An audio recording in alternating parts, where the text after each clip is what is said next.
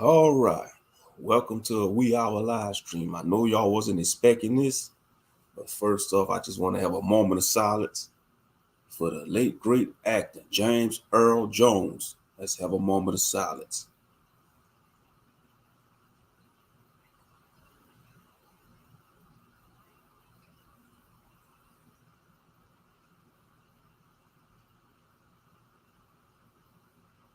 All right. Rest in power to the late great actor. I'm gonna touch base on James Earl Jones on his live streams, but it been ages since I did one like this. Some people call it a sleek live. Wee hours live stream, late night live streams. I was sleeping. I couldn't sleep. So I said, let me get up in the middle of the night and do me a late night live stream and just chop it up on these YouTube streets. For those who coming in, hit the like button. If you're new here, don't be afraid to subscribe. And come chop it up with Moshe the commentator.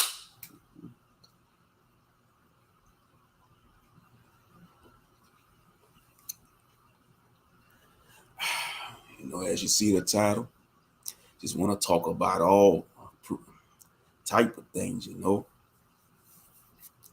So let me just recollect my thoughts, because like I said, I wasn't expecting to do this live stream this late.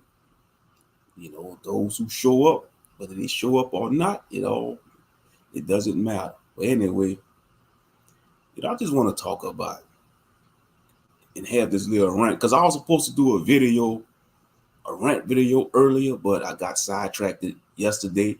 So now I'm doing this late night live stream. I just want to talk about stupid drivers. I cannot stand stupid drivers. And I'm sure many of y'all that's listening to this, y'all could attest to it. Dumb drivers. I mean, when you on a road, for example, when you at the traffic light and you're waiting for the light to turn green, right? And say they have about at least 3 or 4 cars ahead of you. And the first car that's at the light, waiting and the light turn green, right? And I know sometimes some drivers hesitate. And you're supposed to hesitate, but I'm talking about the drivers that stall at the light. I can't stand when they do that. That's annoying. It's like the light turned green. It's like they stall the line of cars. And then by the time they move, especially if it's one of these red lights that change fast, I can't stand that. Because they in some major cities, they have those type of lights. I can't stand these buffoon drivers that hold up the light when the light green, and by the time it's your turn to pass the light about to turn to red again. And also, when you got a driver driving slow in front of you, right? And they know the light is the light green, and they still driving a little steady, slow speed. And when the light about to turn from yellow to red, they want to speed through the light. And by the time you get to the light catch you. Talk about some dumb drivers, man, buffoon drivers.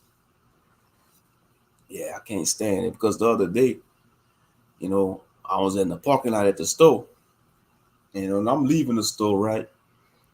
Leaving the store to go home, and you had this selfish driver holding up the damn line in the parking lot, in the front of the store, just to turn in just to get to park in a closer spot. I mean, you have 100 available spots. Park in a different spot. Don't hold up traffic. They should pass laws against that. They should pass laws against that, for real, because that's just being an obnoxious person. You're going to hold up the whole line of cars just to park in a close spot. And I'll realize the closer you park in the row of parking areas is more dangerous, because say like if you park in the first spot, it may not be the handicap spot. I'm saying like the first normal spot after the hurricane, after the handicap areas. When you back out, you got to watch your surroundings, because a car could turn and run right back into you, because some of them drivers, man, they just don't pay attention. And don't get me started on the texting and driving. People just got that as a bad habit. And you got some morons be texting and driving on the highway. I be like, these stupid buffoons don't realize you putting a lot of people in risk, by Doing that, that's unsafe. For real, for real. It's very unsafe. Especially when they be texting and driving on a major highway. Like, for example, we got I-10, Interstate 10. Now, that's a very um busy highway in Louisiana, Interstate 10, I-10, we got I-10 West, you got I-10 East. What's good? He got game. What's good, brother? I see you in there, my brother. I see you in there. Late night live stream. Been ages since I pull up on a late night live stream. What it do? What it do? But yeah, I can't stand when people text and drive. They need to enforce it. They claim they enforce it down here, but I think they doing a crappy job of it. They need to have some type of device for law enforcement to scan like X-ray vision. They put like on some X-ray, and it's going. They're gonna have they got the technology. Don't get it twisted. They got the technology. Oh yeah, the gig. That's what's up, bro. Well, I'm here on live stream. Just listen to me chop it up about minute things. Get you through your work shift there, bro. Yeah, that's what I'm here for. Get you through your work shift. Anybody that's listening, you're on the JOB, man. Salute to you, man. Handle your business. Get your braid. Nothing wrong with that. Get your braid. But yeah, I can't stand dumb drivers. And unfortunately, down here in Louisiana, we got a whole lot of them. And I'm sure in y'all areas and cities, y'all got a lot of dumb drivers too. Because that's a nationwide effect. It's a nationwide problem in America. But that ain't nothing, even though we have a lot of dumb drivers in America, stupid drivers, most stupid drivers are in other foreign countries. We got a lot of stupid drivers in the United States, but the dumb drivers and buffoon drivers are way worse in foreign countries, like in East India, some parts of Europe. Because like when you watch these truck drivers in other countries driving, some of them crash videos, that's nightmare for you. I mean, especially like in parts of Russia, in South America, they drive very reckless, crashing into buildings, crashing into other cars. And like I say, when you driving a big 18-wheeler, you gotta really be extra careful. You gotta look out for other drivers, because you see in drivers ed, they taught us to look out for other drivers. But you got some of these 18-wheeler truck drivers, they got this bully mentality. Oh, I own the road. I'm in a bigger truck. Y'all gonna get out of my way. Y'all get out of my way. If you don't move out my way, I'ma crush you. See me when I'm on the highway, I'll be quick to pass them SOBs. Oh yeah, them big truck driving SOBs. Now, don't get it twisted. Shout out to all the legit truckers out there that respect the road, because the truck drivers are the backbone of America. I'm not crapping on truck drivers. I'm just ranting about the a-hole truck drivers. They think they want to hog the lanes in the road. They think they own the road because they figure they're in a bigger vehicle and they got the right of way. No, you gotta still respect traffic, bro. I don't care if you gotta rush to that low. You gotta take your time. You gotta, straight up. You can't just be thinking you on the road because you in a big old truck, whether you hauling freight. And you gotta understand, you hauling a lot of freight, especially if you one of these truck drivers, hazmat truck drivers. Like you hauling chemicals, gasoline, nitrous oxide and all type of toxic chemicals and stuff, and hazmat materials. You gotta be extra careful and respect the road. And don't get it twisted. You also got some fast speedster drivers. They be want to show off to their girlfriend, they Hellcat, thinking they could pass a truck driver, and all it takes is one fatal mistake, and bam, you get cranberry and crushed by an 18-wheeler because you want to show off to your girlfriend that ain't gonna be loyal to you, because she gonna drop you for the next buffoon that got more money and more status than you if she ain't loyal. So it don't pay to do that. You respect the road.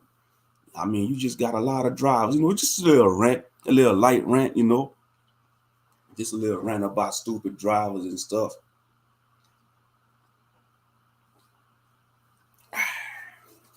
Like I say, yeah, you just got to be careful. Beware of dumb drivers, because they out there. They're in all cities. I don't care if you in New Orleans. I don't care if you're in Los Angeles, New York, Detroit, Richmond, Virginia, I don't care, any damn part of the United States, Arizona, you're going to have stupid drivers. You know, it's just the nature of America. And then don't get me started on the iPhones and smartphones. You know, they call it a smartphone, but it's making society more dumber and dumber. You know, I mean, these phones are really destroying the minds of society. You know, somebody getting attacked, they'd be quick to whip out their phone and record it and put it on social media instead of help that person that's in distress. That's how low humanity has sunken in the society. Say like if a car flip over in a ditch, the average person, they'll get out their car, they'll politely pull their car out on the side of the road. Before calling 911, they'll whip out their damn iPhone or smartphone and record it just to get clicks and views on their Instagram or Facebook or YouTube instead of call 911. You see, back in the 80s and 90s, when an accident, before we had all these smartphones and daggone iPhones, you call 911. That was the first action. If you see like a house on fire, call 911, call the fire department. Now in 2024, if they see a house on fire or a factory on fire, man, they ain't gonna call 911, they're gonna whip out their phone. You might have some buffoon Negroes be like, World Star, oh, that building on fire. Let's put it on World Star, bro. Let's put it on World Star. It's sad, bro. It's sad. No, call 911, you dumb Negro, or you dumb honky. Call 911. Shucks. They got people in that building. They might got people burning to death in that building. Call a goddamn fire department. Shucks. Call a goddamn fire department. But then when they want to whip out their iPhone, and that's why I say these phones is a crush to society. And don't get it twisted. It's everybody need a cell phone. A cell phone's for to communicate. Because in this day and age, most people, they use their cell phone as their main phone because some people don't have landline. Some people used to have the landline phones, but they got rid of them. You know, they just use their cell phone as their main source of phone. If that makes any sense, but it is what it is. Let's see, they be playing Mario Kart till they get hit with the blue shell. Exactly, bro. Yeah, that's talking about them drivers. Exactly. And that's what it is. They drive like they playing Mario Kart. That's a good analogy, bro. That's what it seems like, especially down here. And to be honest, driving on Louisiana roads, you will be playing Mario Kart because we got some jacked up roads down here, bro. All them potholes. That's a daggone shame our state don't want to take care of the road. I'm telling you, like in the city I live in, bro, we got a Super One Foods. It's a grocery store. It's a Super One Foods, like at the edge of that parking lot. They got a pothole so bad, bro. That pothole deep. You gotta like swerve. You gotta swerve to avoid it, man. It's like you playing football. You gotta just juke and jive, man. Avoid getting tackled. You gotta dive, duck, and weave and all that to avoid some of these potholes down here. Yeah. But back to what I'm saying. These phones is dumbing down people. And I mean, if you take a phone from the average person in society, they will have withdrawal syndromes. They will go crazy. They will start, some people might start foaming at the mouth like it's the zombie apocalypse. I'm just saying, you know, it's so bad. And they giving these children, as soon as they come out the womb, you got parents giving a 3-month, 4-month-old infant a phone in their hand. And by the time that infant becomes 2, 3 years old, they know how to run that phone better than an adult. And then when they get 5 years old, they got a tablet. You know, that's the new pacifier, these tablets. And I mean, you got to be careful what you letting your children watch on these tablets. They got so many crazy apps out there. You see, when we was children growing up in the 80s and 90s, we didn't have none of that stuff. The only pacifier they got for us was either a blanket, a stuffed animal, a favorite action figure, or it was a little girl, a baby doll. You know, we didn't have no tablets. We didn't know nothing about stuff like that. And we didn't care. As long as we got our favorite toy, that calmed us down. That calmed us down. But now these days, the new pacifier for these toddlers and children is a tablet or a phone. Yeah. Mm-hmm. Yeah, society just don't care. And the America has a moral decline, and it's look like it's getting worse and worse when it comes to the decline of morality in America. Most people don't even give a damn no more. They don't give a damn about their children. They don't give a damn about their own selves. You know, these corporations, these jobs don't give a damn about their workers. You got a whole sector of YouTuber people complaining about these 9 to 5 jobs.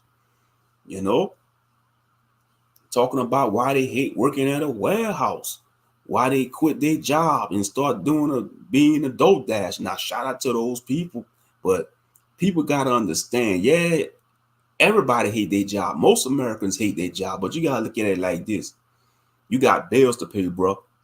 You got bills to pay, sister. Those bills don't stop coming. You know, you could be a full-time content creator, but these YouTube streets are rigged. I don't care what they say, they are rigged. And I say all these big YouTubers with millions and hundreds of thousands of subscribers, with millions of subscribers, some of them sell out. Come on now. People that got like 500,000, 4 million, 50 million subscribers, they sold out because that's celebrity status. It is what it is. You got a lot of average content creators like myself and many others with small channels. And even some of the smaller channels that might have like 10,000 subscribers. They gonna, if you're not popping, the algorithm gonna shadow ban your channel. Because shadow banning is real. I don't care what they say. If you speak too much truth, especially if you're preaching the truth about the Bible, you will be shadow banned.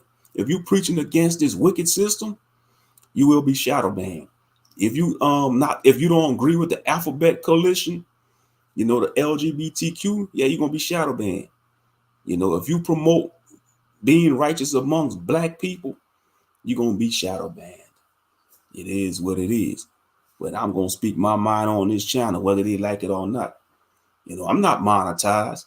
Yeah, if I get to that level, oh well, it is what it is. But like I say, I'm not monetized. That's why I say that's the whole purpose of having a job, a 9 to 5, and other sources of income. You can't rely on YouTube all the time. Because let me tell y'all something. If they ever come to a decision to stop monetizing people's channels, but a lot of these YouTubers, they gonna lose their marbles. They gonna go ape crap. They gonna start jumping around like Donkey Kong, losing his mind on the Donkey Kong game. For real. Oh yeah, especially that's why I say. And like content creators that ran about your job, you gotta be careful. I'm just saying, like for all these content creators that ran about their job, be careful because you never know who's watching. And like I said, and I always preach this: if you're a content creator, or even if you have social media, don't tell your coworkers you do YouTube. Don't tell you don't even befriend your coworkers on Facebook unless you could trust them. Even if you befriend a coworker on Facebook that you could trust, they might have friends from other coworkers that you're not cool with on your job. That's an unwise decision to do. You could still friend request your coworker, but you're taking a risk doing that. I'm just saying, you're taking a big risk doing that. You know.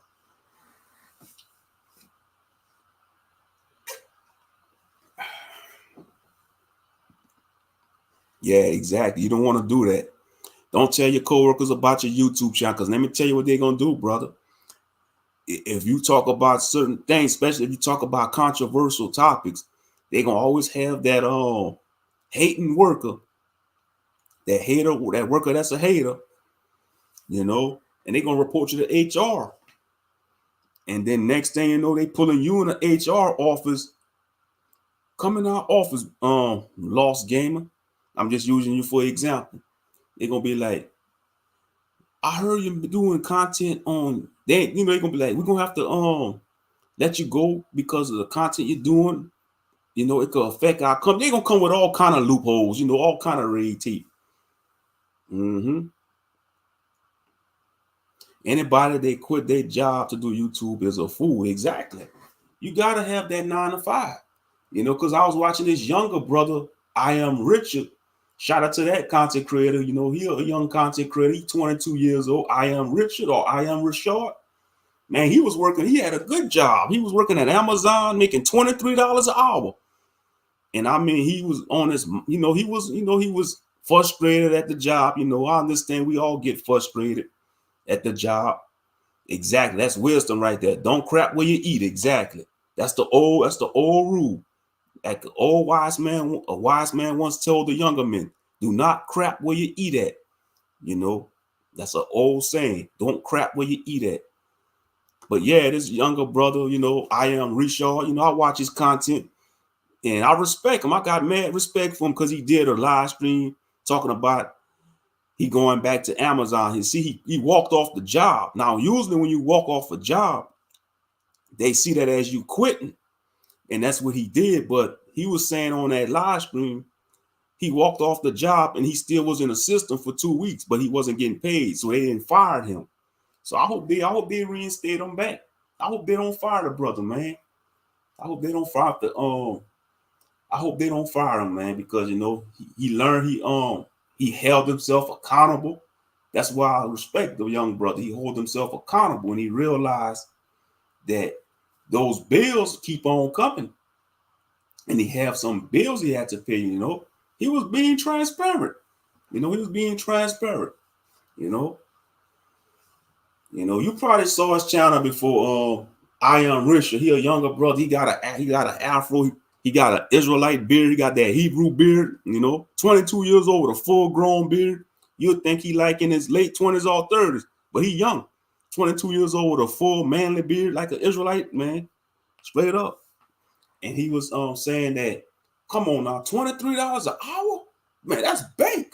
Man, especially I don't know what city he was in, but if you working in a warehouse making $23 an hour in Louisiana, man, you living. You could make it. You could definitely make it. If you know, especially in most southern states. If you're working for Amazon in the southern state and you're making $23 an hour, you know, you might have a decent chance of making it. All depends what city you in. But man, around in the South, I'm just saying, man, that's decent money. $23 an hour. You gonna walk off of that? Shit, you better fight to get back up in that warehouse, brother. I'm just saying. Shit, I am Richard. He better fight to get back up in there. I'm just saying, but yeah.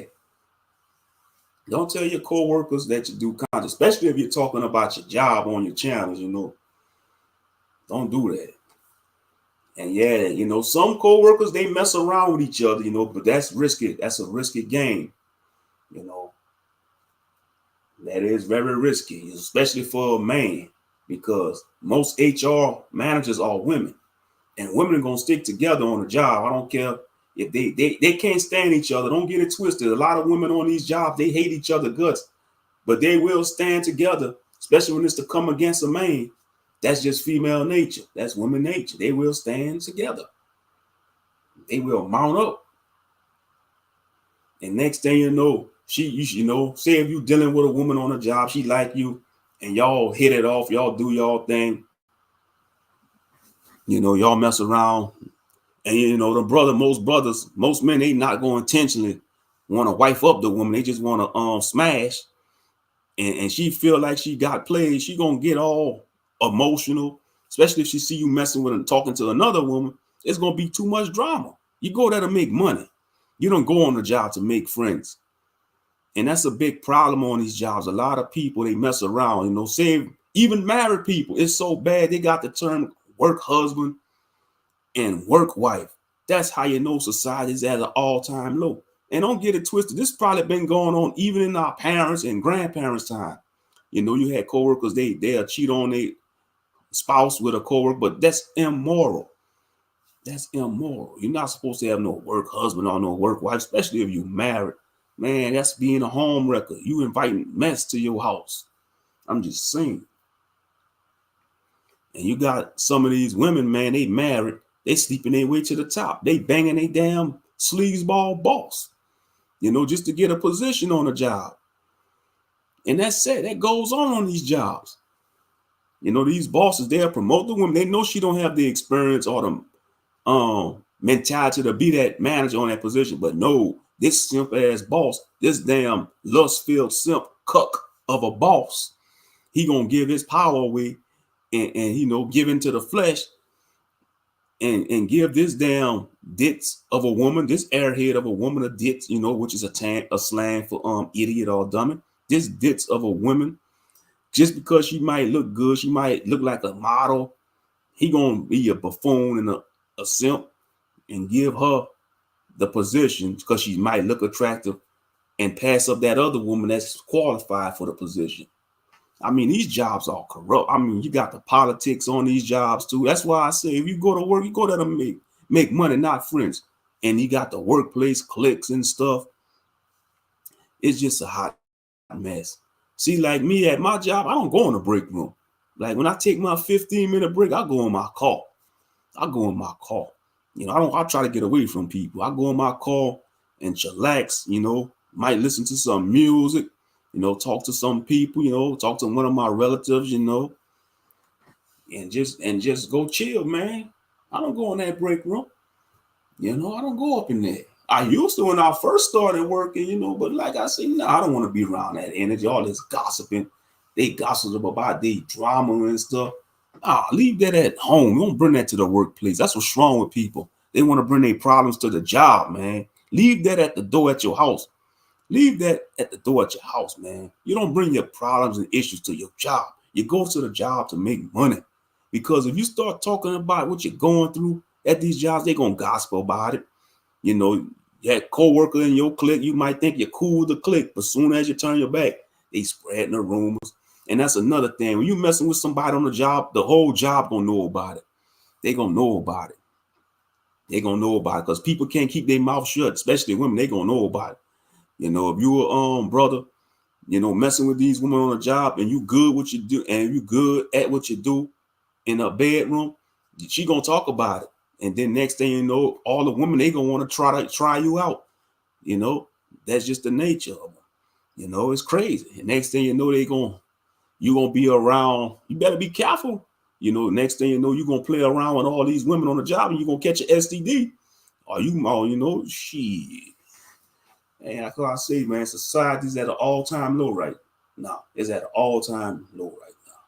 For real. I mean, people just bugging out. Getting tattoos like it's the end of the world. What the hell are you getting tattoos for? People be getting around, and I noticed that in the fight industries too. Like when I'm watching MMA fighters, because on my TV I watch the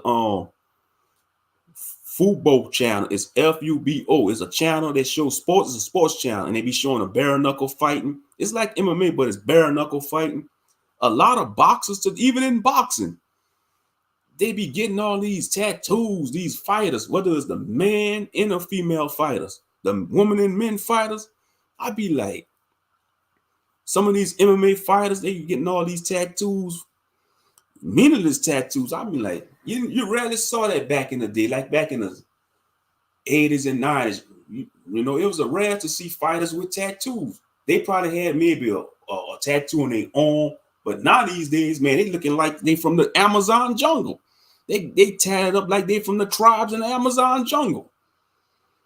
Yeah, people getting tattoos, it's meaningless. The Torah teaches against tattoos. Yeah, I did a video about how the Bible teaches against tattoos. I think I did that like 2-3 years ago on my channel. Yeah, how the Torah teaches against tattoos. Yeah, we're not supposed to mark our bodies up. Even in the Native American culture, some Native American tribes teach against tattoos because they believe those tattoos carry spirits and could be a gateway and portal to certain unclean spirits, which is true. Yeah. I mean, you got people getting meaning tattoos, don't even know the meaning of them. Don't realize you're putting a curse on yourself. I'm just being honest. And some people might be like, oh, that's fear. You're spreading fear. No, it's the truth. And then you gotta look at a person that got all these tattoos. They could be messed up mentally. They probably went through something, especially some of these women with all these tattoos. If you ever notice a woman with tattoos, they act more masculine and they got a lot of soul ties. It's just the truth. It's the honest truth. They got a lot of soul ties. Because a modest woman, a modest feminine woman, she might even, she might have one tattoo from a mistake, but she ain't gonna be all covered up. You got some of these women out here, they got a whole sleeve of tattoos like they're in a biker gang. I be like, you would think they're in a 1% of biker gang or something. That's out of pocket. That's out of order. That's out of order. And that's why they do it. I think that's a reason why they do it, brother. They think the tats make them intimidated, but little do they know, a face don't need tats to get you clipped out here. Exactly. Shit. I mean, get clapped out here. Yeah, that don't make you intimidated. They ain't gonna, them tattoos ain't gonna protect them from no bullets or no stab wounds. There ain't no mystical runes. Yeah.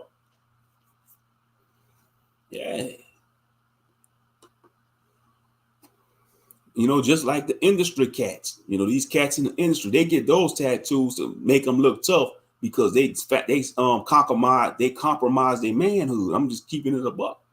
Like these mainstream rappers, these popular rappers, whether they male or female, they get all these tattoos, especially the men. They have their whole upper torso covered with tattoos. I be looking like a whole goulash, a whole graffiti mural on their bodies. They do that to cover up their wound. They wound. And you know what wound I'm talking about when they gave up their manhood. Sold their soul. No, you can't. I don't care if they get 1,000 tattoos. That's not going to change the fact that they did that shady deal. Gave up their soul. Gave up their manhood to get all the millions to get into the industry. Yeah. Yep. I mean, society has an all-time low. 50 Cent and G Unit made the tat thing big. Yeah, back in the early 2000s. Yep, because that's when 50 Cent was popping, in the early 2000s. Mm-hmm. Yeah, when he dropped his Get Rich or Die Trying album, that put him on a map. Mm-hmm. But now he a businessman now, 50 Cent. I respect him for that. He a businessman now. He a producer. He produced shows like Power. And I think he have a studio down here in Shreveport, Louisiana. G Unit Studios, yeah. He built a studio, a production studio down here in Shreveport, Louisiana. G Unit Studios. You can look it up. Mm-hmm. G Unit Studios. He built a production studio down here in Louisiana, Shreveport, Louisiana. Mm-hmm. Yep. Yeah, man. Society's at an all-time low. I mean, you got people just want to follow the trends, want to keep up with the social media algorithms. You got people getting into marriages and relationships. They really don't want to be with that person. They sleeping around with people they don't really want to be with, all because they want to say they have a girlfriend or a boyfriend or a husband or a wife, but they really don't want to be with that person. First of all, they never even tried that person. They never even discerned the spirit. They just went off with the feeling of the flesh and say, "Oh, I'm gonna be with that person." They really want to be with them. And then you got those out there, they into toxic relationships, and they want to make that popular. They want to think that's good to be in a toxic relationship. They make music about it. The modern R&B music is about that, being in toxic relationship. I mean, like, why y'all can't sing about being in love and positivity? If you listen to the modern R&B music, it's corrupted. It's about being in a toxic relationship, by cheating on a partner and lover. And that's another thing. You could tell, just another talking point out here on social media, like when you have some of these female content creators, I noticed they be like, my life partner, me and my partner went to the bowling alley, me and my partner went on vacation. Just say your husband, woman. Just say your husband. Some men do that too. They be like, oh, me and my partner, we went to Hawaii. Me and my partner, we went to Vegas last summer. Why you gonna call that person your partner? Just say your spouse. You could say your spouse, your husband, or your wife. That's a sign they really don't want to be with that person. We gotta read through the lines. You got to read through the lines. When you hear these content creators talking about, oh, me and my partner did this, why they just can't say their husband or their wife? If it was a woman, be like, hey, look, me and my husband did this, or it was a guy. Me and my wife, we went here. That's how you know they don't want to be with that person, but they just tolerating that person to keep up the status with their channel. You know. Mm-hmm. Just like you got these prank couples. Like you got these prank couples on YouTube. They do these skits. Sometimes they be fake relationships. They don't really be together, or they probably sign a contract. They do like what the celebrities do. Because that'd be fake relationships and marriages too in Hollywood. You see, like these celebrities, that's why they keep getting divorced. They make them sign a contract to be like, okay, Brad Pitt, you're going to be married to Angela Jolie we're going to let you marry her for 10 years. And after that, the time is up. You all going to get a divorce. It's all stage. It's all stage. Yeah, these spiritual dead. A lot of spiritual dead people. That's why society is at an all-time low. A lot of spiritually dead people. Mm-hmm. Yeah, watch out for them black widows. Watch out for those black widows. Watch out for those praying mantises. All of it. And same thing for y'all women out there. Watch out for those coyotes and jackals. Y'all women, y'all want to go with the coyotes and jackals. And when y'all get burnt by the coyote or jackal, you can't come crying because he was a jackal. The Most High showed you that guy was a jackal, but you liked it what he brought. You liked it what he looked like. You didn't check where he was at spiritually. But no, he was a jackal. Same thing for y'all brothers, man. I don't care.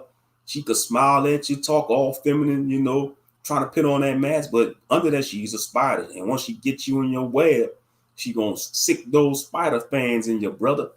Or she a praying mantis. She gonna have those mandibles like a praying mantis and chop you up. Because that's what a female praying mantis does. After they breed, when praying mantis breed, the female kill the male mantis. That's crazy, man. Nature is scary. I'm telling you. After the mantis start breeding, man, the female praying mantis always kill the male mantis. It's like that with the black widow spider too. She killed the male. So even animals got the Jezebel spirit. That's a sign that the Most High showing even an animal could have the Jezebel spirit. Just like in the hyenas. The female hyenas be dominating the male hyenas. Just look at the documentary of hyenas in Africa. Yeah. And I think that's the spirit animal of a Jezebel spirit, the hyena, man, because they say the female hyenas, they way more bigger than a male. That's feminism in the animal kingdom. They say, yeah, the female hyenas usually be bigger than the male hyenas. And then the female hyenas, they like when it comes to their anatomy, they have a fake rod. Yeah, y'all can look it up. And they use that fake rod to go hump the male hyena to show dominance. That's just disturbing. I think the Most High cursed hyenas. He must have really hated hyenas. I know the Most High created all animals, but he really must have hated the hyenas. He had to. The hyenas must have pissed the Most High off. I'm just saying. I don't know what the hyenas did. I think that's, because I think some animals, the Most High he have to stand for. Even cats. Because cats got to suffer when they breed. Because the male cat, he have a bob, he have spikes on his so-called male parts. That's why when you ever see cats breed, the female cat always swinging on the male, even with the lions. We all adults here. When you see big cats or any cats breeding, the male he don't hump too long, or when he about to get to his climax, his spikes start protruding from his parts, and the female cat starts swinging on him because they be stinging them. Yeah, I say, man, what cats did to the Most High, man? The Most High must have really pissed off cats. But cats are assholes anyway. Team dog. If I had to choose out of a pet, I'd rather own a dog, man, because dogs are loyal. Cats are assholes. I'm just keeping the book. You got all these cat videos. Yeah, I watch these cat videos, when they be doing funny cat videos. They get millions of views.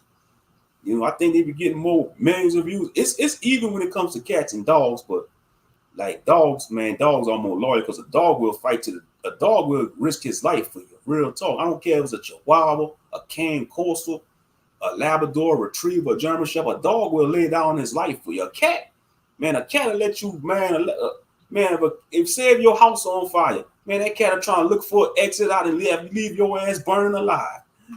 But a dog A dog gonna trying to drag you out that house. Or if you drowning, say if you can't swim, you drowning in the lake. Man, that dog gonna trying to save your life. That dog gonna trying to pull you out that lake. But a cat, man, a cat just gonna watch your ass drown and laugh about it. Straight up, exactly. Cats are assholes, for real, for real. Mm-hmm. Remember that Tyler Perry movie? The guy gave the woman HIV. Yeah, you got some bitter men out there. I call them walking biological weapons. Yep. Now, for a man to give woman HIV, he hate women. That's a man that hates women. If you gonna give women HIV, you hate women. You a devious bastard. You're a walking biological weapon. Real talk. You're a walking biological weapon. And then what's making it so bad? You got a lot of DL men that's married.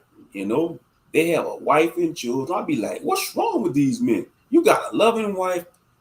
She gave you 3 or 4 children. I'm just saying, and you still want to be a sodomite? Man, that's an unclean spirit. That's an unclean spirit. I mean, come on now. You're crazy. The Most High blessed some of these buffoons with good women and good children, and they still want to be a damn sodomite. Man, that's an abomination. Mm-hmm. Yeah, that's why I see society. And then you got to see like this, the bad influencers too. You got a lot of corrupt social media influencers, whether it's these dating coaches, these dating gurus, whether it's the male and female dating coach. To be honest, the male and female dating coaches, they giving crap advice. They scammers. They full of crap. Because if they was good at what they do, why they not in a successful marriage? Why they not showing off their wives or husbands? It's all a bag. You got Fresh and Fit. You got Andrew Tate. You got some of these female content creators that talk about, oh, don't date these dusty men. And I don't get why they want to call brothers dusty. Oh, y'all black men all dusty. You're damn right. When we come from the ground. The Bible says we come from the ground. So you doing us a favor calling us that. Mean you dusty too. You come from the man rib, woman. You come from our rib. You want to call and don't realize dusty can mean a thing. Especially if you're a working man. You say like if you work in construction, you will get dusty. If you're working in construction, if you're working in the garbage industry, yeah, you're gonna be dusty from hard work.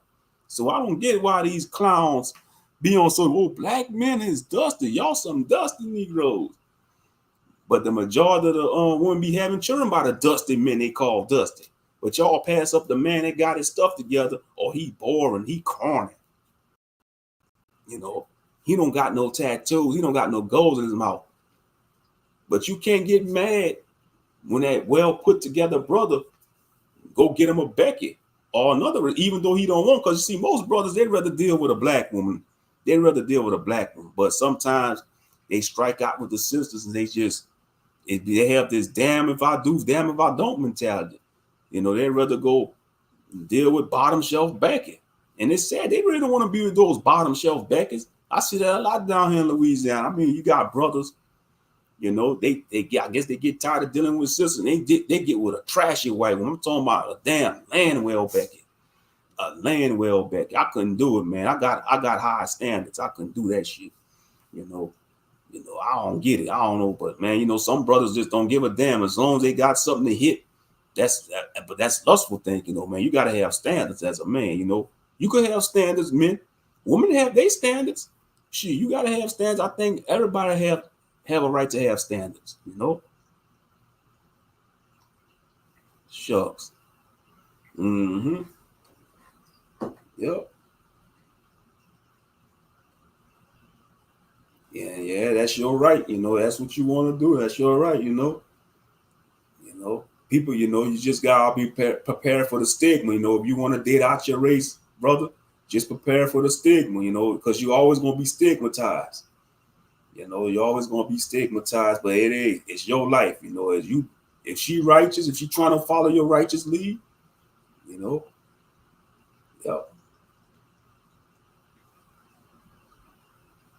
Mm-hmm.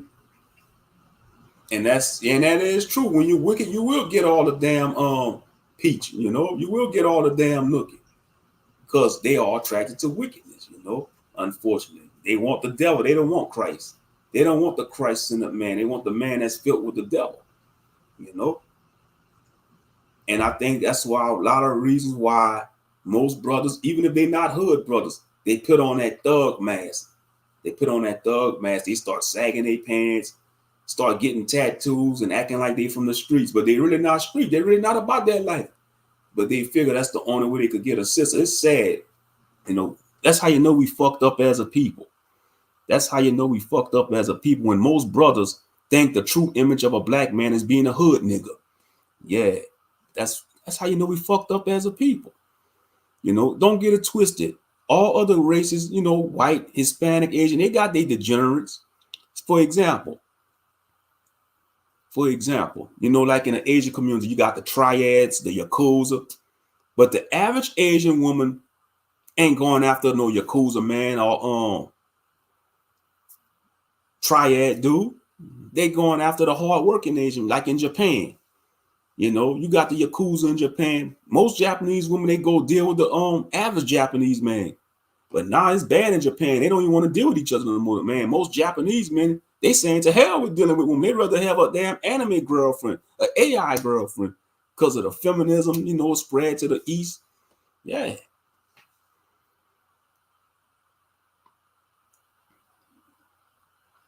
Most are woke and don't want to be natural anymore. Yeah, I know. That's why I say, man, you know, this is the worst captivity. When you read about the captives that Israelites been put in, this modern day captivity is the worst. It's worse than the Egyptian captivity. It's worse than even the Roman captivity. This modern day captivity, because even though chattel slavery ended, the shackles are still on our people. The shackles is on our people mentally and spiritually now. The shackles is on our people mentally and spiritually. Yes, the physical shackles has been removed from our people, but the shackles are still on our people. They still on our people spiritually and mentally. Yeah, for real, for real. And that's the truth. Mm-hmm. But yeah, when you wicked man, when you on them streets, when you popping it out on them streets, man, you gonna get all the women. Yeah, especially if you a big time drug dealer, you gonna get all the women. But soon as you could be that big time drug dealer, yeah, you might get caught up. You might do a bid in jail. And soon as you talk about changing your life, you turn on a new leaf. They gonna look at you like you from a foreign country. What? Big Mitch? Man, come on now. That's you, Big Mitch? What you talking about this Bible stuff, nigga? You was that nigga, man. You was that nigga on the block, Big Mitch. You talking about what you mean you change your name to? Uzziah Ben Yasharal. What the hell, nigga? We know you as Big Mitch. You know, Benaniah. What the hell is Benaniah? Your mother didn't name you Benaniah. You Big Mitch. You calling yourself Benaniah Ben Zion. What the hell, nigga? You know, that's how it is on the streets. You was Big Mitch, man. Man, we feared you, Big Mitch. Come on now, Big Mitch. You was that 6'7" nigga, boy. You was running these streets. Now you went to prison, man. You want to talk about Jesus and stuff? We don't talk around there like that. Big Mitch, talking about you, Ben Zion. What the hell? You joined the cult, nigga. You joined the cult. That's just how they'll be. Exactly. They hate that new man. You know, all of you a sister. Oh, come on now, Aisha. What you wearing that for, Aisha? You used to be twerking in the club. You talking about you don't want to twerk no more, bitch? Hi, Aisha. You talking about your daughter, Zion. No, you from these streets. No, no, you want to wear long dresses and skirts, cover up all your body. You know them guys was looking after you. Come on, like exactly. And that said, our people so effed up. They hate the new you. When you trying to live righteous, they hate that. I'm gonna just keep it a buck, man. The majority of black people hate righteousness. That's why 2/3 of them gonna get destroyed, you know, and rightfully so. They need to be purged, you know. A lot of people need to be purged, man, because this world is getting people are making the world wicked and wickeder. It's not the planet, it's not the world, it's the people that's fucking the world up, you know. You know, and that's true. Some people deserve to get purged away. And then, I'm about to, switch into my nihilist mindset, because like I say, sometimes I switch into a nihilistic mindset. Some people don't deserve to be here. It may sound effed up, but and I stand. Some people don't deserve to be here.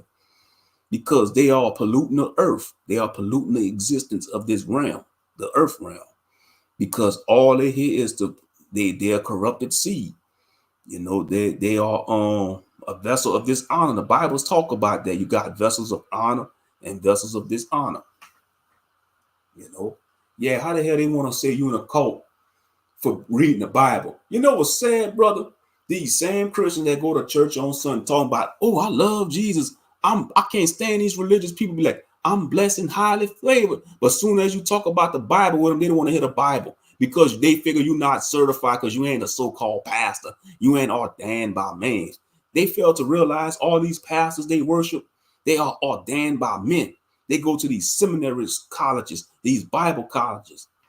But they'll look at an ordinary brother, that's on the streets, because you got a lot of brothers in the streets, man. They know the Bible better. I'm talking about, even if they don't follow the Bible, you got some of these brothers in the streets, whether they probably be trapping, they might be gang banging, but they still read the Bible on the slick. Don't get it twisted. And they know more scriptures than Pastor Pochop.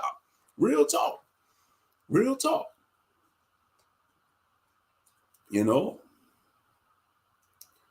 Every gang banger ain't dumb. They figure you got a lot of educated gang bangers. They read books. Why they not, when they not gang banging, if they got spare time, they probably read books, They probably read books like The Art of War by Sun Tzu. They read books, they probably read books like The 48 Laws of Power, even though that's not a righteous book. That's a book on manipulation, how to rule over people. The books of 48 Laws of Power and stuff. Yeah, but anyway, yeah, they read all, sometimes they educate themselves, even in a jailhouse, in prison. They read books. They still gotta be on demon time though in prison, because it's a hostile environment when they locked up in prison, it's a hostile environment. But yeah, I ain't gonna say they be on demon time, but some of them they be on edge too. Because I don't like that term. We on demon time. They think that's cool now. You got all these young black men, and women talking, I'm on demon time. Don't realize you don't want to be with the demons. You don't want to be with the demons, man. Even the demons don't want to go to the abyss. Talking about you being on demon time, man. Them demons don't want to go to the abyss. That's where they're going to lead you, to the abyss. The dark abyss, in the darkness. For real, for real. Yes, indeed. But yeah, society, man, is at an all-time low. I mean, you got people on drugs. America is the biggest drug capital of the world. Think about it. You got most Americans on drugs. If it's not illegal drugs, it's legal drugs. You got Xanax, you got drugs for anxiety, mental health. You got cotton, marijuana. Weed, ain't nothing wrong smoking weed, but you got to do it in moderation, because I don't smoke weed. I never did, but it still could affect you. It still got effects. I know it comes from the ground. You could use the marijuana plant for any medicinal purposes, but don't smoke it. You're not supposed to inhale it. You could use it for other things, but yeah, man. Most Americans, man, they own. I'm gonna see a good amount of Americans. They own some type of drug. Look at these rappers. These rappers, they be popping pills, drinking lean, and all that. It's not good. And one of the biggest drugs they producing is pornography, corn. That's a big stronghold. A lot of men struggle with.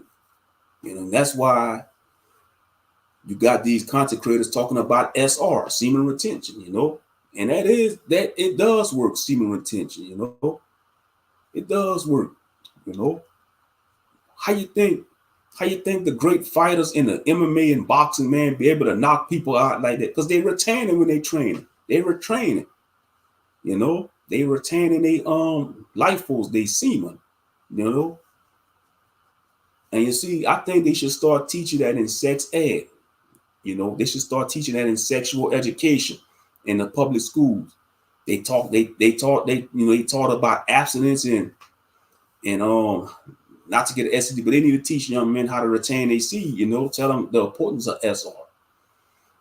Because they want men to be weak. They want men to be docile and weak. They want men to be out here just their seed and just beating the drum, and just giving into the pornography buffoonery. They don't want men to be in a masculine frame. They want men to be stupid, docile. They want men to be like some docile beasts of burden. And that's not true. We're supposed to be leaders. We're supposed to be lions. We're not supposed to be beasts of burden. We're supposed to be lions and warriors, leaders, protectors, innovators, Renaissance men. But no, in this American society, you think when, once upon a time, a lot of foreign countries, they used to fear America. They used to fear America. Not no more. Not no more.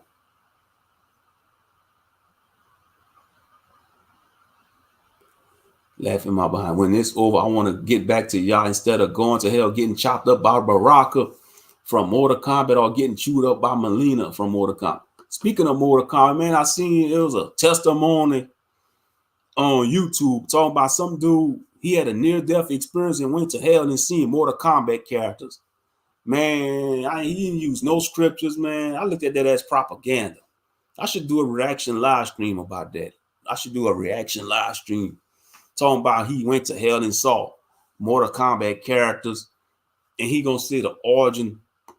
He said he saw, and he said somebody else told him they seen the Ninja Turtles in hell. They saw the Smurfs. I mean, it was just some Christian propaganda buffoonery, man. Because like I said, you got these over religious Christians, and you got over religious Israelites too. They don't want you to have fun. They just want you to walk on eggshells. Oh, you can't watch Ninja Turtles, man. You're going to go to hell for watching Ninja Turtles. Or you can't watch Power Rangers because it invokes the spirit of dinosaurs and all. All kind of stuff they make up. They don't want you, you can't, I want to see this. You got to have balance. They don't want you to do nothing. You got these all religious people. They don't want you to do nothing, bro. Or you can't wear Jordans, man. And you know what's crazy? The guy in the video, he's talking, I treated that video as a campaign against video games. That's what I saw the video as, a campaign against video games.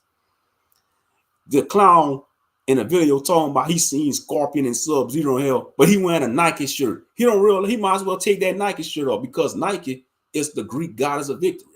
So you can't be a hypocrite. If you want to get on people for playing video games, take that goddamn Nike shirt. You wearing a whole Nike shirt in the video with the Nike symbol. That's the symbol of Nike, the Greek goddess of victory. But he want to talk about, oh, I had a near-death experience and I seen Scorpion and Sub-Zero sitting on thrones in hell. No, you know what I translate that to, family? He probably had a bad trip. He probably was on some type of drugs and he had a bad trip. Because when you taking these psychedelic drugs, you taking drugs like LSD, DMT, black ayahuasca, it will take you into crazy stuff. You will have crazy visions and you see all kind of crazy stuff that could mess you up psychologically.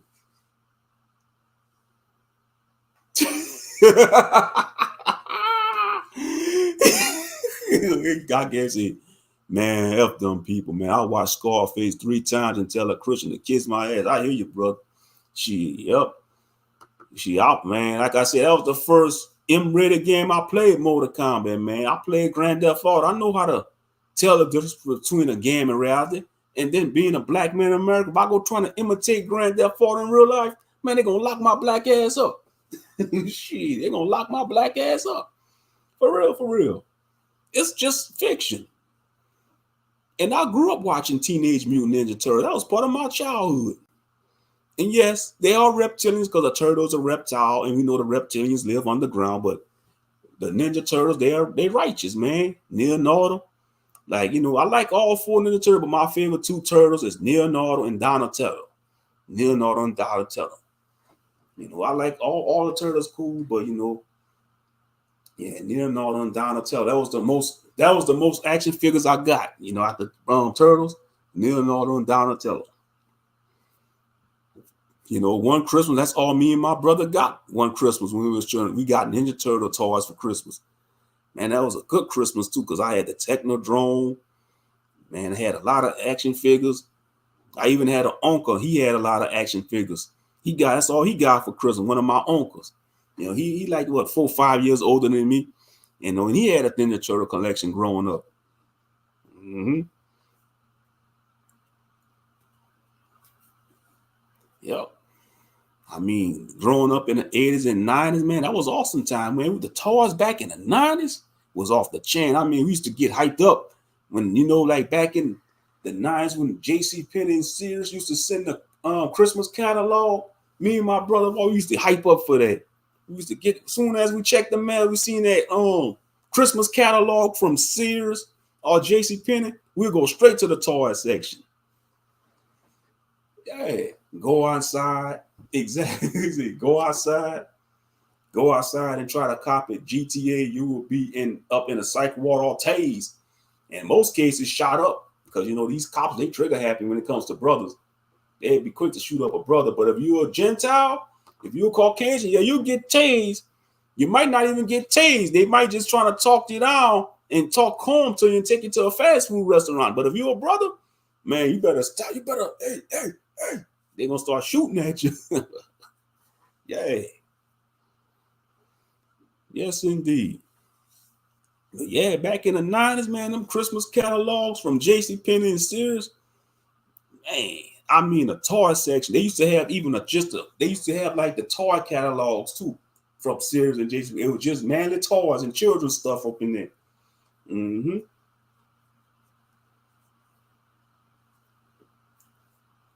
Excuse me. But yeah, man, it's to show you how times are changing because children today, man, they don't know nothing about that. They don't know nothing about no Christmas catalog. All they got to do is go on social media and don't even have to go on social media. They'll just go on they go on social media and see an ad. Because let me tell you how Google works. You know how Google will read your mind. I don't care what they say. These smartphones and iPhones, they read your mind. Because if you type in, for example, I could type in Dragon Ball Sparkling Zero. I'm interested in getting that game right. It's come out in October. I type in Dragon Ball Dragon Ball Sparkling Zero, right? And do you know they will come up with articles about it and they will hype it up for you. Say like if you go onto another website, they will show like a ad promoting that game. That's with anything. It's like they know what you into. Yeah, I played Max Payne before the original one. Yeah, that game was tripping. That game had some tripping. I mean, when he was tripping out, man, they had him drunk that damn stuff, put that spell on him. Yeah, that game had some dark stuff in it. To say that was a game in the 2000s on PS2. But I watched a video a couple of weeks ago about Max Payne, man. The character of Max Payne, he a tragic character. He's a tragic character. I mean, he went into alcoholism. He lost his wife and his unborn child. They really put him through the ringer. Max Payne, he's a tortured individual. Mm-hmm. They put him through hell, Max Payne. But I know I'm just rambling on. Let's get on to the next time. I want to talk about James. We'll get back to Gammons, but I want to talk about James Earl Jones, man. Rest in peace to James Earl Jones. Legendary actor, the voice of Mufasa, the voice of Darth Vader. I mean, very powerful voice. James Earl Jones, iconic actor, passed away at 93 years old.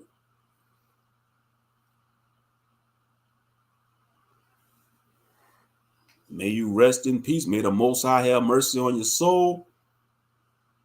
Rest in power, brother, man, because he's a very powerful actor, powerful voice. I mean, he spoke with that authoritative voice, with authority like a king. And that's how black men are supposed to speak. They don't want brothers to talk like that, man. They want brothers to talk all feeble and docile. But when James Earl Jones spoke in his movies or when he voiced certain characters, I mean, you stood at attention, especially on Lion King when he said, Simba, you deliberately disobey me. I mean, when you watch Lion King, it felt, man, it just reminded you of your daddy fussing at you, scolding you for getting out of line. I mean, yeah, he was Mufasa, and he put Darth Vader on a map. Even though he was the voice of Darth Vader, Without James, without James Earl Jones being the voice of Darth Vader, I don't think people would respect Darth Vader. Because when I watched the documentary about Star Wars, the original voice of Darth Vader, he sounded like a corny white dude. The voice of yeah. And George Lucas, he couldn't grow with that. So what he did, he offered a role to James Earl Jones. And boom, that took off from there. If it wasn't for James Earl Jones, you wouldn't have that famous line. I am your father, Luke.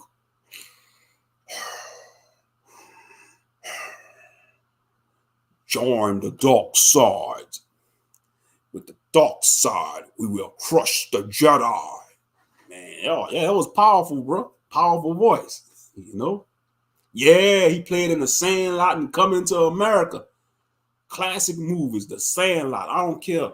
They can make many more sequels of The Sandlot. They're not going to top the first Sandlot movie.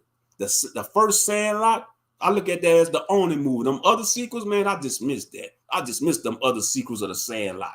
The original Sandlot, childhood movie right there. Coming to America, grew up watching that movie. Coming to America, man, very classic movie. Iconic cast. Eddie Murphy played most of them guys in the barbershop. And I didn't know that till I got older, to be honest, bro. I thought that was real people, but until I got older, I said, no, that's Eddie Murphy playing most of them older gentlemen in the barbershop. I was like, man, if you could play all those roles like that, man, that's talented. Eddie Murphy talented, man. You playing all those characters in that movie.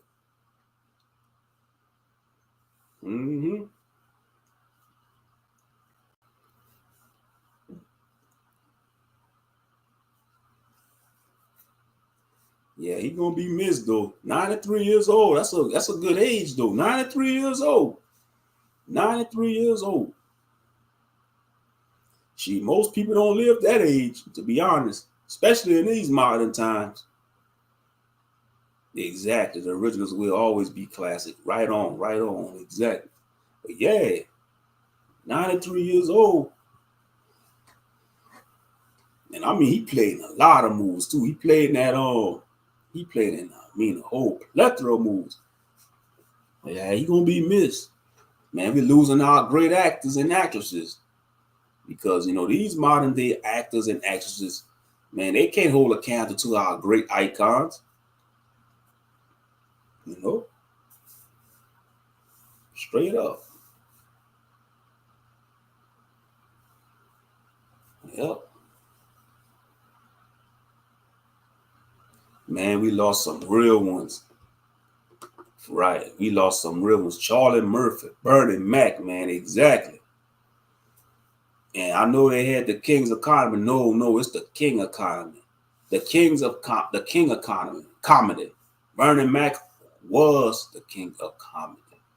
When y'all watch that movie King's Economy, man, most people was watching that for Bernie Mac. They wasn't going to see Steve Harvey and Cedric the Entertainer. Man, they whack, man. Cedric the Entertainer, man, he whack. He just a flunky for Steve Harvey. And Steve Harvey, man, he always was jealous of Bernie Mac, man. Come on now. We had the Bernie Mac show. I bet you Steve Harvey, he was salty when Bernie Mac had a show. Like when the Bernie Mac show came on the air, Steve Harvey probably was salty. That Negro probably was salty when he saw the Bernie Mac show came on air. He probably was behind the scenes. I know they didn't give that Negro his own show. How dare they did that? But in his face, oh man, I'm glad you got your own show, man. You're making it big now, Bernie. But I bet you Bernie Mac in his mind, yeah, I see right through you, nigga. I see right through you. You ain't fooling me. Best believe that. Even Cat Williams exposed him, man. Cat Williams said, Cedric the Entertainer, man, stole some of his material. Yeah. Yeah, Bernie Mac is the king of comedy, And a lot of people will agree with that. I think most people will agree with that. Like out of the four of them on the Kings of Comedy movie, Everybody was waiting for Bernie Mac to come on stage. They was hyped up when Bernie Mac came on stage. Yep, Charlie Murphy was funny too. You know, when he did a few skits with Dave Chappelle, yeah, Charlie Murphy, he was hilarious too. Charlie Murphy. Mm-hmm.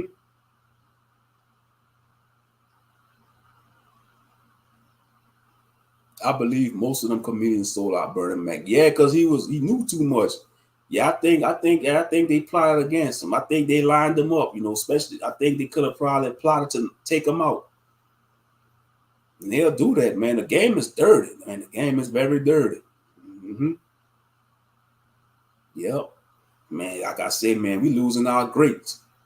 You know, man, we losing our greats, man, you know, because man, when I was a child, man, I knew about James Earl Jones when I was a child, man. You know, watching movies like Conan the Barbarian, watching Coming to America, you know, in the 90s, watching Lion King. He was the voice of Mufasa.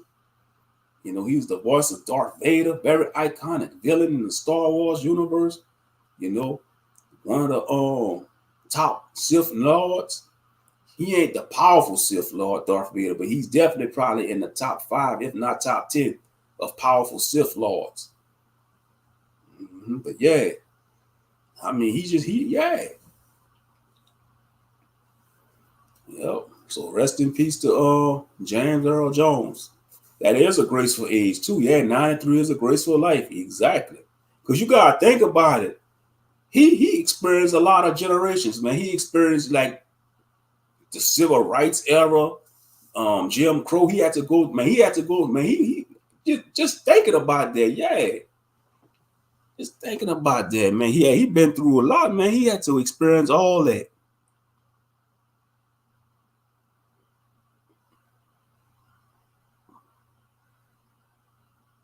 Yep.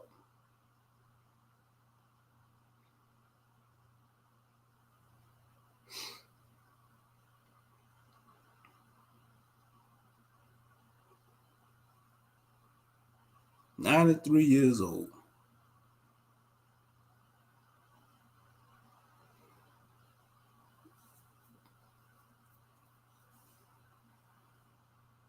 Yep, he was born in January 17, 1931 in Mississippi, Acapulco, Mississippi, I think.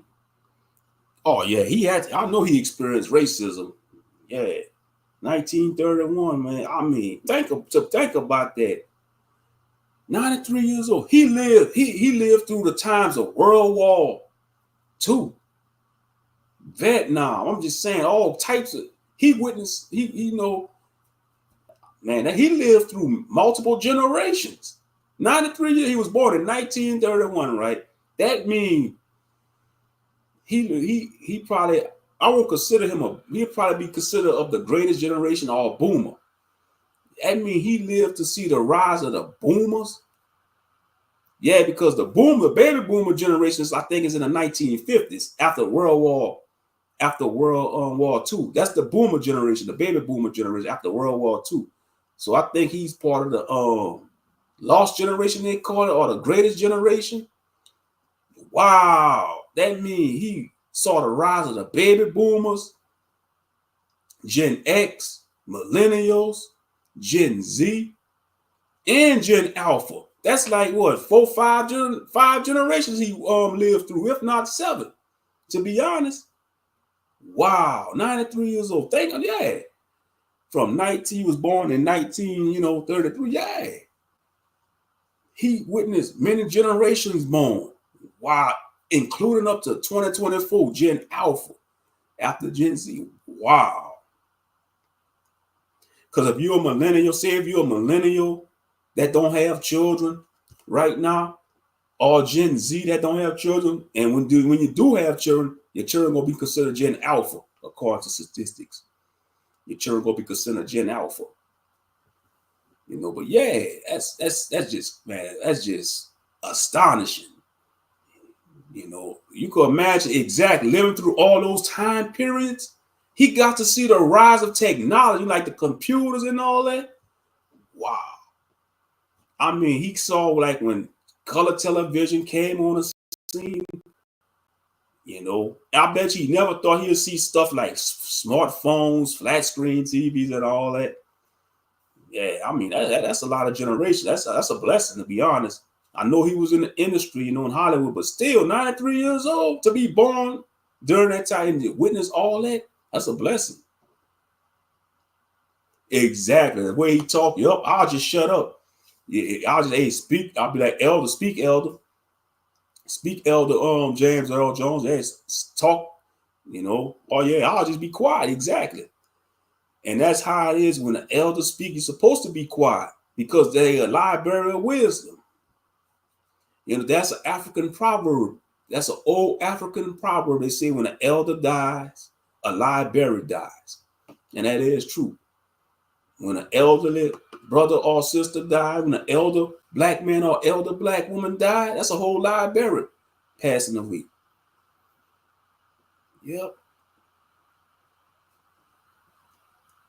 That's just insane, though. He lived through multiple generations. The boomer generation, Gen X, millennial, Gen Z, Gen Alpha. Because he ain't a boomer. He got to be the generation they call before the boomers. I think they call them the greatest generation before the boomers.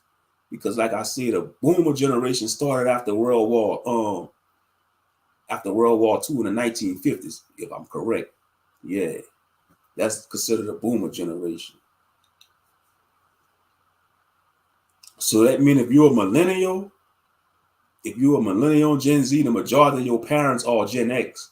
Yeah, the majority of our parents are Gen X, because I'm a millennial.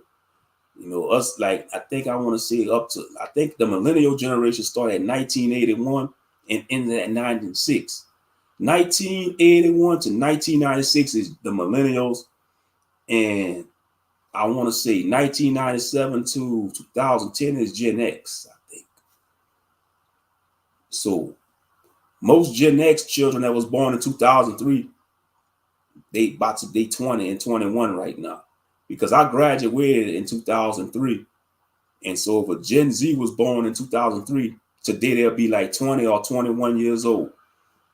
They'll be 20 or 21 years old. So that means the majority. But you want to know what's special about us millennials, though? To be honest, we lived through 5 generations. We lived through 5 decades, and we're not even 50 years old yet. Think about it. Okay, I was born in 1984. I grew up in the 80s, the 90s, the 2000s, the 2010s, and now I'm here in the 2020s. We're in the 2000s. That's the 5th decade. That's 5 decades I'll live through by the grace of the Most High. And I'm not even 50 years old yet. So to all my fellow millennials out there, 80s babies, man, we lived through 5 decades. This the 5th decade right now. We're in the 2020s. And we're not even 50 years old yet. Some of our millennials, we just turned 40. Some millennials just turned 40. Some millennials, they already in their 40s. But yeah, we lived through 5 decades and we're not even 50 years old yet. The 80s, the 90s, the 2000s, the 2010s, and now the 2020s. That's 5 decades. About to be, that's 5 decades. That's 5 decades. I'm about to say, you could be considered a millennial. Then yeah, you're a millennial. Yeah, I think the millennial line ends at 96. Y'all millennials then. Y'all not Gen Z. Gen Z started at 97 up to 2010, I think. Yeah, y'all millennials, bro. Yeah, y'all 90s babies. Yeah, us, 80s. I want to say 80s babies and 90s babies. Yeah, we millennials. Mm-hmm. So you like in your 30, you 30 then. You be 40 in 10 years. Yeah, you 30. You 10 years younger. That's what's up. Mm-hmm. That's what's up. What's up, Yaquaba? Salute, brother. Salute. Yeah, man. I was sleeping, man. I woke up in the wee hours of the night, bro. I said, I'm gonna go live, talk about a plethora of topics. I'm just all over the place. You know how I do. Rambling on, but yeah. That's insane, though. Us millennials, we lived through 5 decades. We're not even 50 years old yet. That's, man, because when I first heard about that, man, I was like, I had to do a double take. I was like, I had to think on it. I said, yeah, that person correct. We lived through 5 decades. We're not even 50 years old yet. The 80s, the 90s, the 2000s, the 2010s, and now the 2020s. The rappers I used to listen to was born in the 70s. Yeah. Yeah, but James Earl Jones, man, he lived through many generations, you know.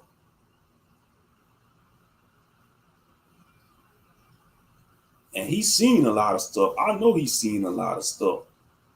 You know, he had to deal with the hard times our people went through. Then he was born in Mississippi.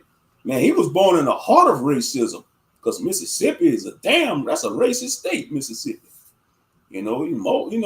Don't get it twisted. Racism is all over the United States, but in the deep South, that means he had to probably duck the Ku Klux Klan. You know, his family probably had to duck the Ku Klux Klan because the KKK was terrorizing our ancestors, you know. Mm-hmm. But now they're not terrorizing our people no more. The new KKK is black people, you know, ignorant Negroes. You know, like Tupac said it the best. He said, at once upon a time, it was the white man I had to worry about. Now I got to worry about the black man. That is true. As a black man, your greatest threat is another black man, not the black woman, you know, not a pit bull in the street, another black man, not even a Gentile man. The Gentile man, he going to do things covertly. He going to do things on a slick. He going to do things strategic. He ain't going to be all up in your face like the KKK used to be.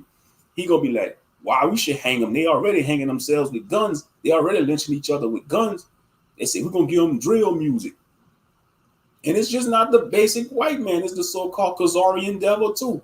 Let's not forget about those hook-nosed devils, those Khazarian devils. Because once they took over the music industry, that's all they put out in the black music industry is corruption. You know, you got industry plants like Ice Spice. You know, that's an industry plant, man. That broad is an industry plant. That broad sold out, man. I watched New Breed the other day when he talked about Ice Spice, and that dude was praying. Them demons was tweaking in Ice Spice. She's full of demons. Straight up. She's full of demons. I mean, she was just laughing while the brother was praying. She's smiling and grinning. Man, that's them demons was manifesting. Yeah.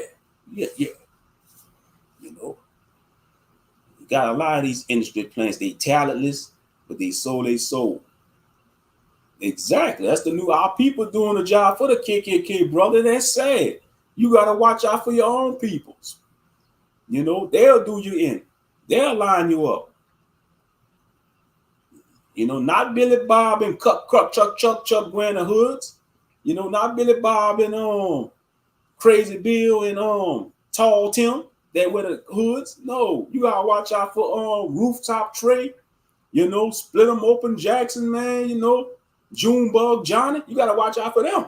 You know, Ray, you know, Tyrone, you know, Big Mitch, you know, Solid Rufus, you know, Solid Rufus, man, he may be quiet, but he'll line you up if you piss him off. Solid Rufus, you know, I'm just naming names, you know.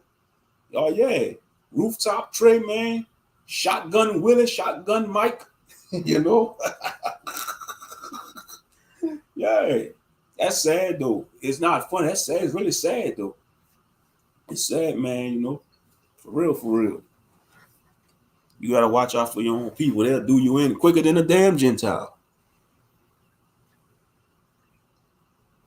Yep. You can go give me some water.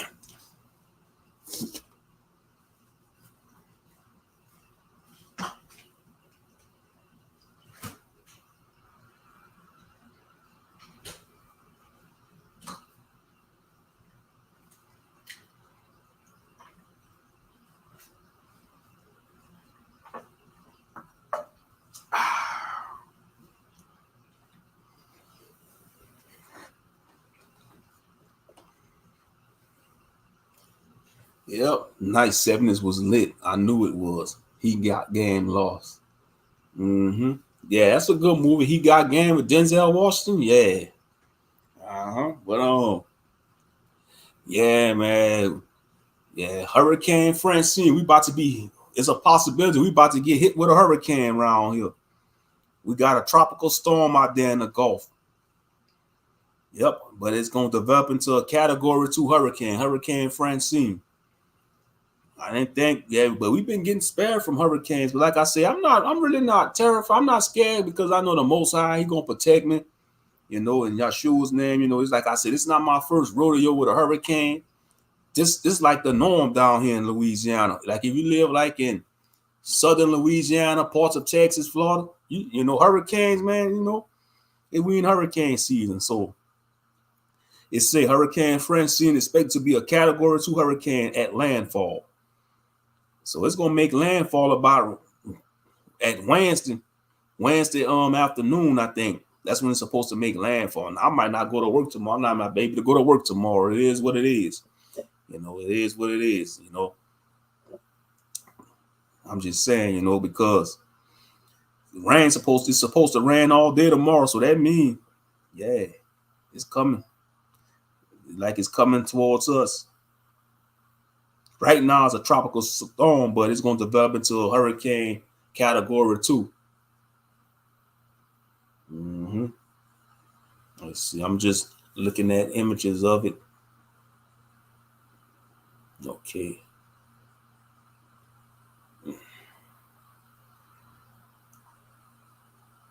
Yep, tropical storm Francine. Well, it's gonna be a hurricane when it make landfall.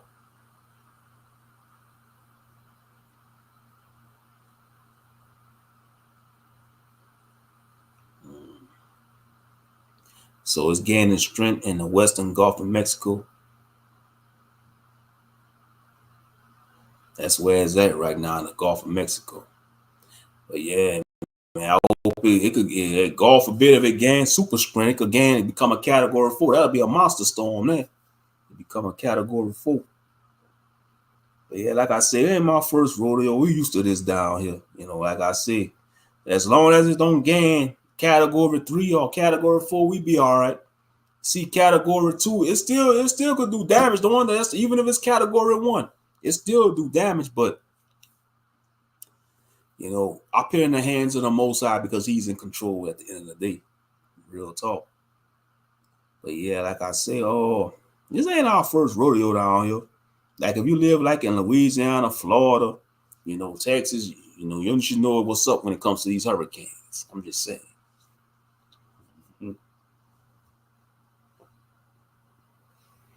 But yeah, Hurricane Francine is on the way. Right now it's in the Gulf. Supposed to make landfall, I think Wednesday afternoon by around 1 p.m. in the afternoon. So I'm trying to see what I'm gonna do. I might not go to work tomorrow, And they ain't gonna count it against. They should not count that against us because that's inclement weather. So we got rain for the day too. We got rain for today. 96% rain for today. 100% Wednesday.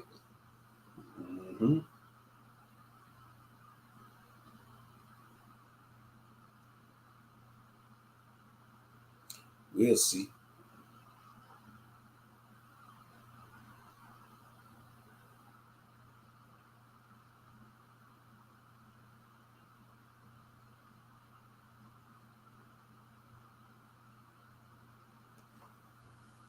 Yeah, that's what I plan on doing. My mama offered to go to my parents. My mama said if I want to go, I might go to my parents' house, but I usually stay home. I usually stay home for the hurricanes. Like I have water, I have food, all praises to the Most High, But I might still go pass by my parents, in case my daddy need help with his generator, set up the generator. I might go, matter of fact, I might go pass up there today, and ask him if he might need help with his generator, setting up the generator. Because he got a generator at my parents' house. My daddy, he got a generator. So I might go over there and ask him if he need help with that generator. Help him get it out the shade, out his building that he had.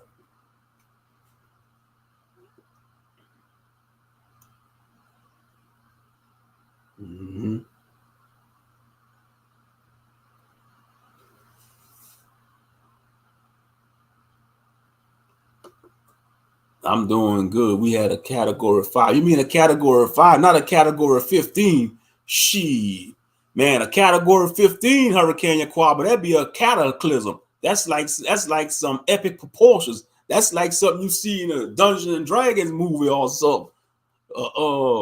She, a category 15 hurricane. That's a titan. That's a titan storm. Man, that's like somebody unleashing an eldritch horror, a cosmic horror like Cthulhu or Yog Sothoth, from the H.P. Lovecraft novels. That's what they're category 15. Yeah, that's a cosmic horror. Elemental, a powerful elemental from the elemental chaos realm. Yeah. Yeah, it hit Florida before. Yeah, category 5. Yeah. Grab a portable soda charger. Yeah, I got flashlights. I got me a couple of flashlights. Matter of fact, I'm gonna go test my flashlights now. I got flashlights. Got a couple. I got a lantern, like a flashlight lantern light. Yeah, so I gotta say I'm good. All praises. Because because you see when hurricanes, the utility companies, they usually cut the power off intentionally, to protect the transformers and stuff. Use the electric company, they'll cut off the power automatically.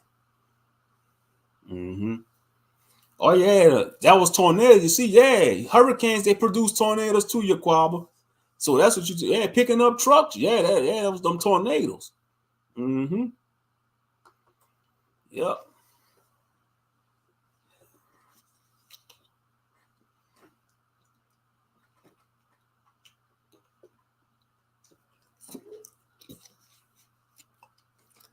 Whew. I was drinking some water there.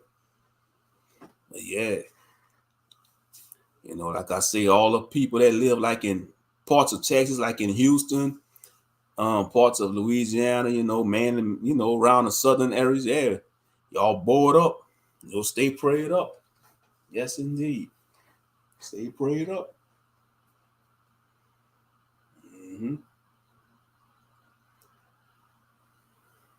But like I said, I want to say the last storm we really had, I want to say it was like 2, because I did. Oh, in fact, let me go to my archives. Because I usually do a little recording, a film. I might go outside and film the sky and stuff. Let me see something right quick. Go to the search. Come on now, what a search thing at?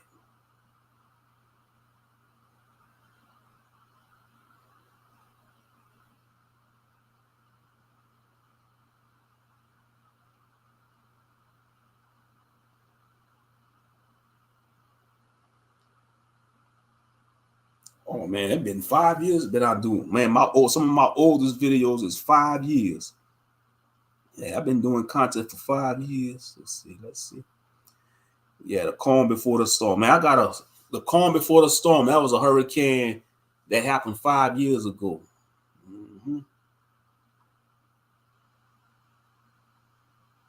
Yeah.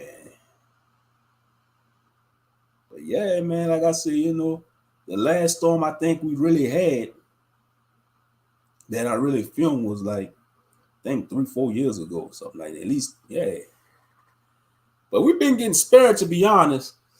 We've been getting spared of the monster storms, because the last monster storm we had was Hurricane Katrina. Yeah, that was a damn demon storm. Hurricane Katrina. Hurricane Andrew was a monster too, but Katrina was way worse than Hurricane Andrew. Hurricane Andrew happened back in 1992. I was in second grade. I never forget when we was preparing for Hurricane Andrew. I was in second grade. But I'm sure school's gonna be closed today and tomorrow and Wednesday, because you see it's Tuesday. Yeah, school's gonna be closed. I already know they probably gonna announce. Matter of fact, I'm about to go Google it now. School closes. School closes, Louisiana. There we go. Tropical storm Francine, school closed. More like Hurricane Francine. Yeah, a lot of schools gonna be closed. Acadia Parish, Calcasieu Parish. We don't have counties in Louisiana. We have parishes, by the way. Down here in Louisiana, they call them parishes instead of counties. Evangela Parish, Iberia Parish. I figure that, yeah. Jeff Davis Parish, Lafayette Parish.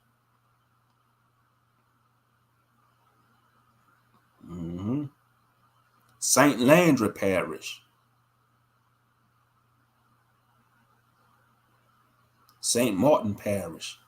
Yeah, the majority of the parishes, they're going to have all the schools in the majority of the parishes of Louisiana, they're going to be closed. Probably going to be closed today and Wednesday. Yeah, he in the States. Lost. Yeah, I think he in the States. Yeah, but like when Hurricane Andrew struck, you see, Hurricane Andrew really started off as a weak storm, but it gained strength. It gained strength and became a monster category 4, and it did billions of dollars of damage. Yeah. So, like I said, we should not underestimate this one. Like I said, God forbid if it become a category 3, it's gonna be devastating. You know. So right now it's category 1. It says it's gonna be category 2 when it makes landfall. You know. Yep.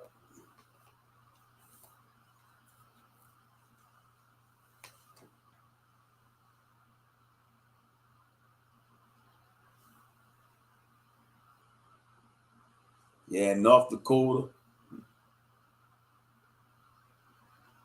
Hey Moshe, go grab an extra battery for your car and get the plug to go in it. I'll be all right. You know, I'm probably gonna try to go put some gas because the gas station's gonna be packed. They probably going most gas stations. See, that's why that's one of the things that vex me about hurricanes around here. I mean, people be panic shopping. They go to the gas station, being panicking, trying to evacuate. Don't realize where you're going to evacuate to. I don't want to go to no shelters. I ain't going to no hurry. I'd rather stay home and soldier out the storm. You know, I don't want to be around a lot of people in no hurricane shelter. And then you can't leave the hurricane shelter till they tell you to leave. Hell no. I'd rather take my chance staying home or go to my parents' house. That's what we've been doing. Going to no damn shelter. We're gonna soldier it out. You know, we're gonna like they say, hunker down. Like them white folks say, hunker down. We're gonna hunker down, man. We're gonna hunker down. We're gonna board up and hunker down and ride the storm. Yeah. Yes, indeed.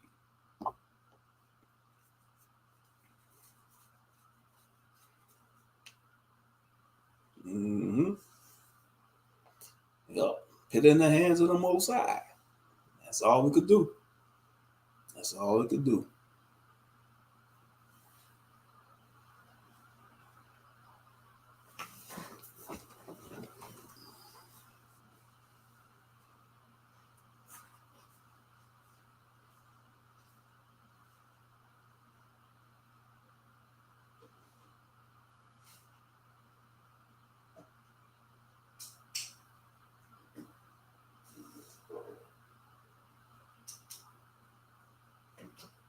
Yeah, I'm just testing out my flashlights now. Yeah, they work. Oh yeah.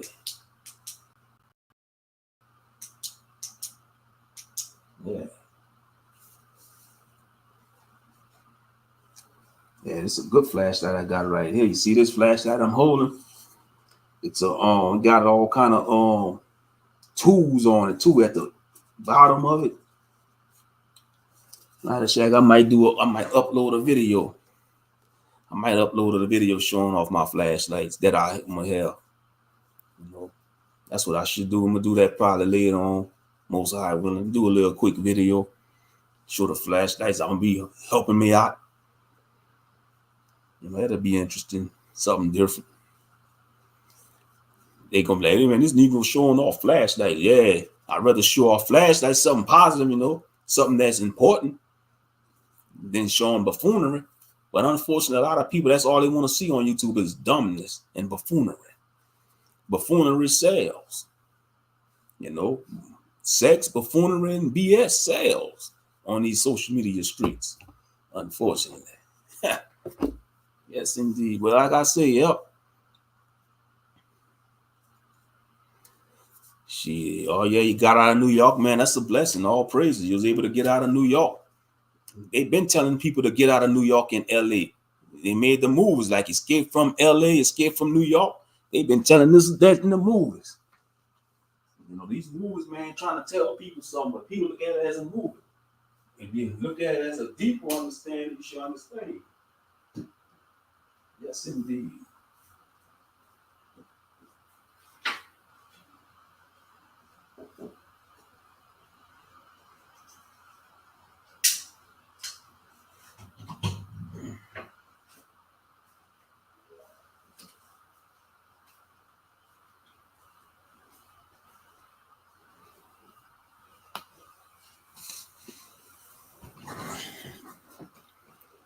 New York been dead since the 2010s. Wow.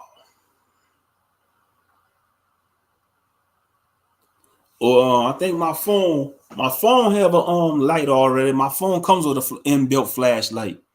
Yeah, my phone has a flashlight feature. Download Facebook Lite. Oh, I deactivated my Facebook account, by the way. Yeah, I've been loving it too. To be honest, I deactivated my Facebook account. I still have my messenger. Up, but Facebook, I deactivated Facebook on my phone and computer.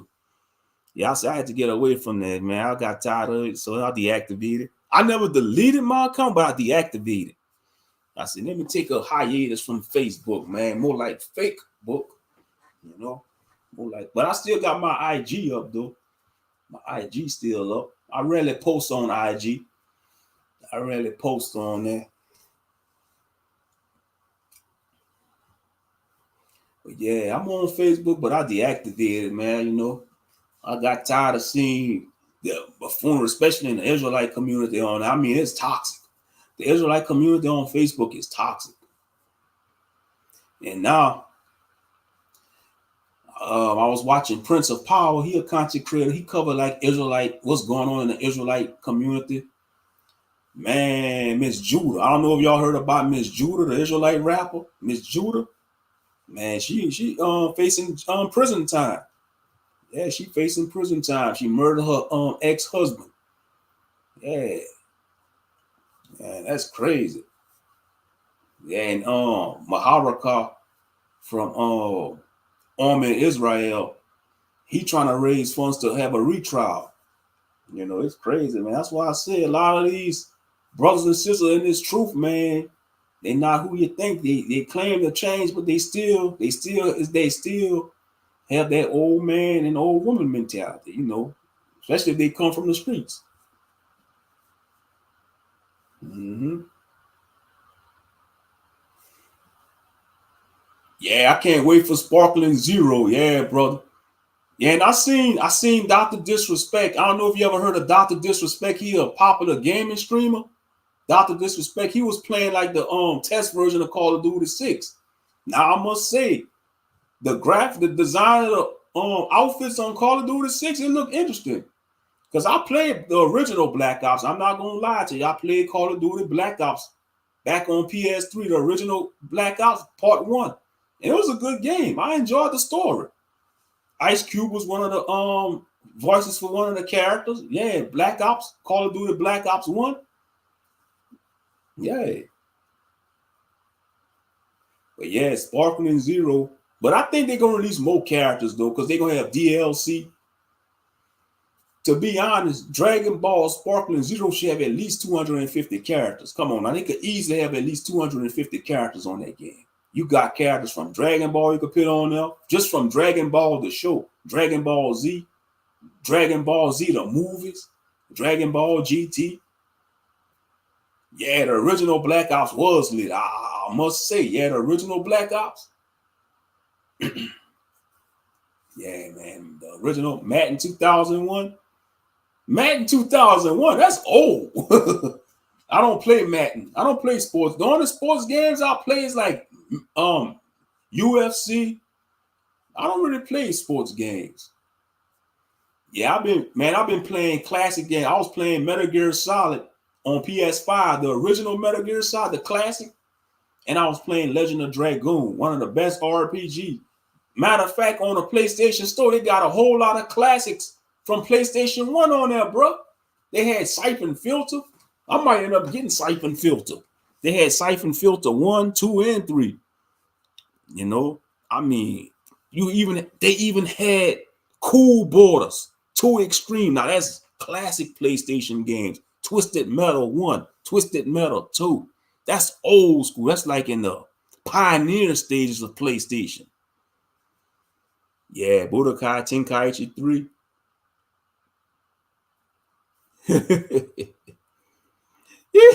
Well, yeah, I already know it. Ah, you're attracted to Candace Owens. You think she look good, bro? Candace Owens. You know, she had Gentile been up in her already. You know.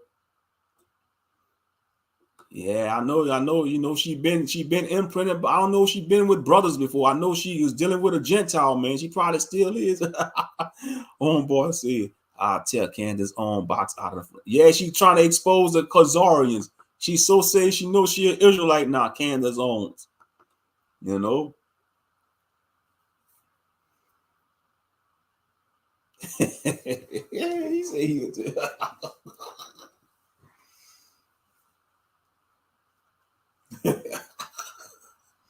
Yeah, just make sure she take a cleansing bath, bro. If she was, I don't know if she left her heathen, but hey, do like the Persian king did. He made his wives took a purified bath before he went into him. He made him took a purification bath for like a year. When you read the book of Esther in the Bible, yeah, the Persian king. Now all his wives was virgins, you know, but he chose Esther to be his wife. And what he did, he made him took a purification bath. He made them cleanse themselves for a year, I think, at least 6 months to a year, something like that. I'm gonna have to go rephrase it, read it. And that's honorable, yeah. I think that's what women should do, you know. I think men should do that to their woman, like make them take a cleansing bath every once in a while, you know.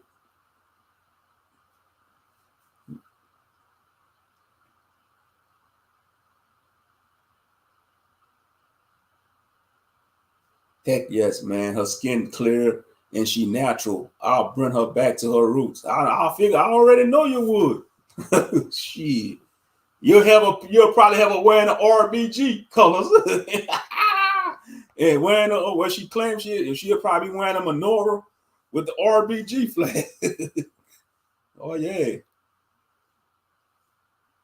I hear you, bro. You say you'll choose Candace over Cardi B, Nicki Minaj, even Ice Spice. You'll choose her even over Ice Spice. Yeah, she over, you know. Yeah, yeah, you'll choose Candace Owens over Ice Spice. You know, because Ice Spice, I ain't gonna lie, she is attractive, Ice Spice, but I don't want to be with nobody because she got them demons in her. You know, Ice Spice, you know, before she sold out, man, you know, what was attractive about Ice Spice. She seems like the type of woman that, like the girl that's next door, she'll seem like somebody cool to play video games with. Before she sold out, you know, she looked like the type of woman that would play video games with a dude, man. She'll probably play games like Call of Duty. She'll probably play any type of game she'll probably trying to play.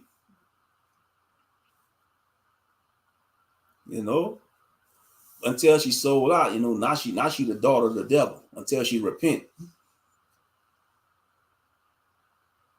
Oh yeah, she from the Bronx. Never mind. Oh yeah, ew, Ash Spice from the Bronx. I wouldn't hit that. And then she made songs about farting and all that. That's on the track. She gonna make a song called a fart song or something, man. What the hell? That's just disgusting. That's disgusting. What kind of person gonna make a song about farting, man? Yuck. It's Candace Owens then, huh?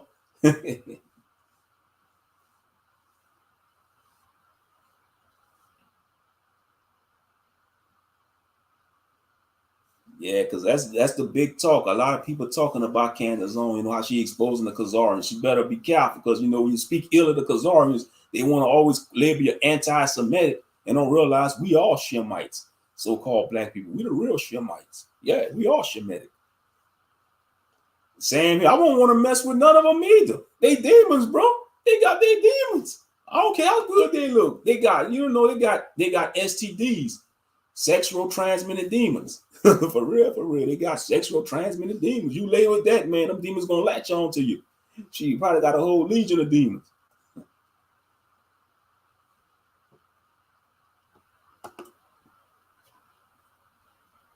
Now I tell you what, like Van Jess, they attractive. I don't know if y'all ever heard they two sisters. They from Nigeria. They singers. I came across them on YouTube, but they on Spotify. Van Jess, they sisters. They make good music. Van Jess. Google them. Van Jess, they on Spotify. And Alex Isley, Alex, look up Alex Isley. That's the daughter of Ronald Isley. Not Ronald Isley. Ernie Isley. Alex Isley. I'd rather listen to her than Ice Spice, man. Alex Isley, she attractive. Alex Isley. Look up Alex Isley. Look up Alex Isley. That's the daughter of Ernie Isley. Of the Isley brothers. Yeah. Mm-hmm.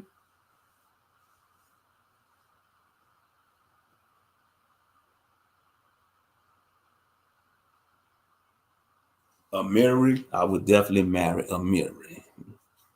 What up? And you know who else? India Ari. India Ari.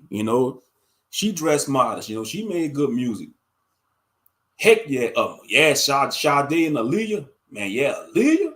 Yeah, Aaliyah was beautiful.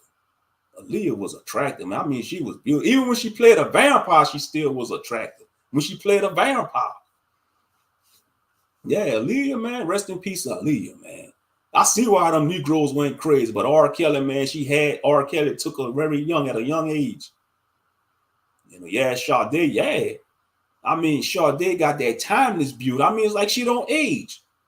Man, who knows? Sade might be part fae or something, or part angel or something. I don't know. She don't age. She must be a mystical being, a mystic. I'm just saying. Yeah, Sade, her music is on a different level too. I mean, it's like before there was chill out music, before there was lo-fi, they had Sade music. I mean, it just take me back memories growing up in the 90s, man. Hearing our uncles and aunts playing Sade in the car or at the family get-togethers. Heck yeah. Mm-hmm. Yep. Mm-hmm. And a lot of Gen Z, man, they probably won't even respect the old school music. Oh well. Because they want to listen to Lauryn Hill. Yep, Lauryn Hill, beautiful too, And you see, they wasn't really hyping her up at the BET Awards. You see, I respect Lauryn Hill. She was dressing like a modest lady at the BET Awards. I never watched the BET Awards, but I heard the majority of the women that performed, man, they was dressing like streetwalkers. But Lauryn Hill, man, she came on stage covered up, singing her music. And a lot of people wasn't really feeling that. That's just to show you how low the majority of our people has fallen, because they like a lot of new generation. They look at Lauryn Hill, they be like, "Who's her? Who's her?" You better put some respect on her name.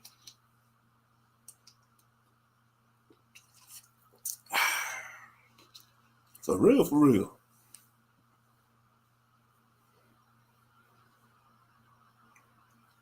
I'm really trying to travel back to Haines City. Too many friends died. I want to go before it's too late. Mm-hmm. I hear that. Yep. But yeah.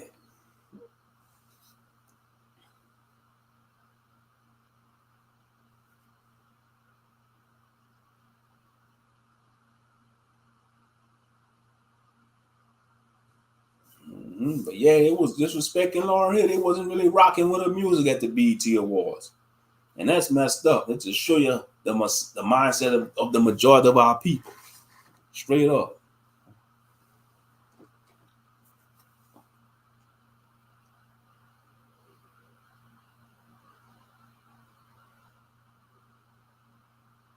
And Erica Badu, when she came out in the 90s, she made good music, Erica Badu, but she a witch though. Man, that heifer is a witch. That heifer is a witch, man. Every brother that mess with her, boy, they got bugged out, man. Common, Andre 3000. Man, Andre 3000, man, he was never the same. That woman had Andre 3000 wearing stuff he never thought he was wearing. He would wear. He went from talking about being a Southern playalistic pimp from the ATL, driving Cadillacs, and being an AT alien.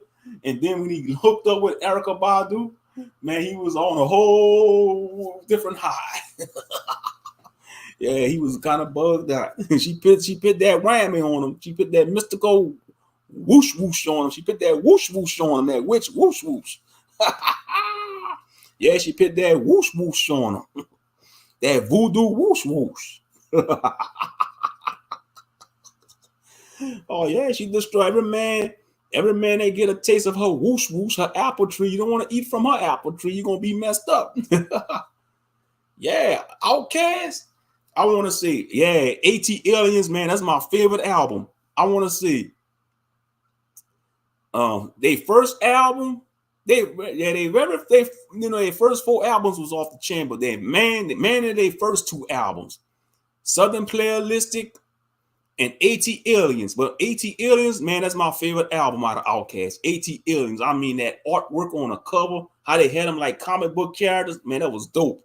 Man, when I first saw that going to Sam Goody back in the 90s at the record store in a mall, my mama, she brought the tape, the album. Well, it was the cassette tape, but it was the clean version.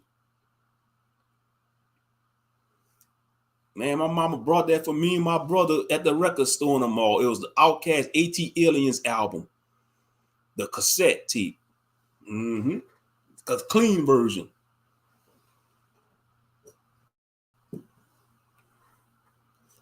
Lil Wayne was fired. The Carter 1 and Carter 2. And somewhat Carter 3. Yeah, I had the Carter 3. I got that CD, the Carter 3. I have the Carter 3.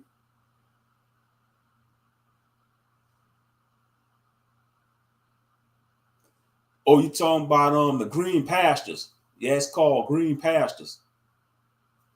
It's called the Green Pastures. Yeah, I know what you're talking about, Yaquaba. That Bible movie, yeah, the Green Pastures. That's what it's called. Peace and blessings, Sister Naomi. Peace and blessings. Yeah, I'm doing a late night live, early morning live stream.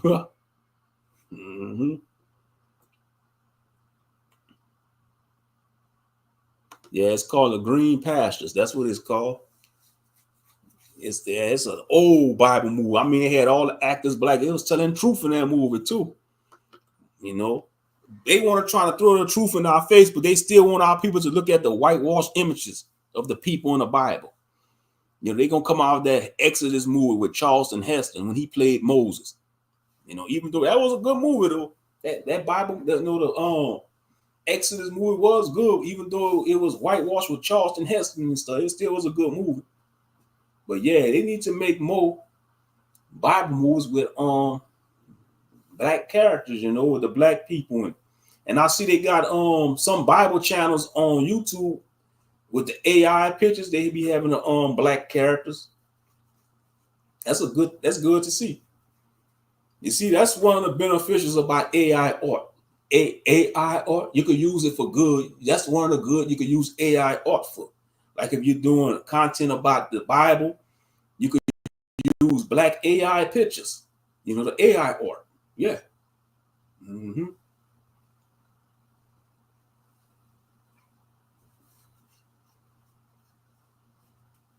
But yeah, they want to show movies like the Green Pastures, but still show us movies like the Passion of Christ, you know, Jesus of Nazareth with the whitewashed images, you know. How dare it's 2024, they still trying to push that pale hippie lie. You know, they still trying to push that pale hippie lie, man. That sexual Borgia lie. Say that was the Messiah. Heck no. Okay, I watched it with my great granddaddy and mama. The whole family was there with popcorn. I like to watch real actors most of the time, though. Okay, that's what's up. That's what's up. Yep.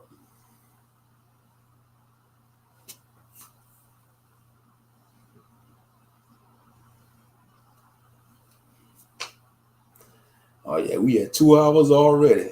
We had 2 hours already. That's what's up. I mean, we chopped it up with a lot of stuff.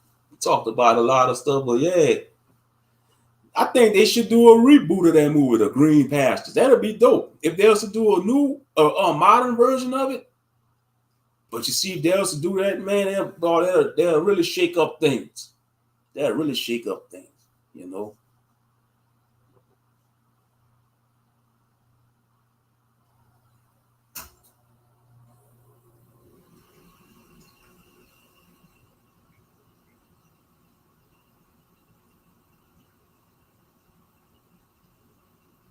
Mm-hmm.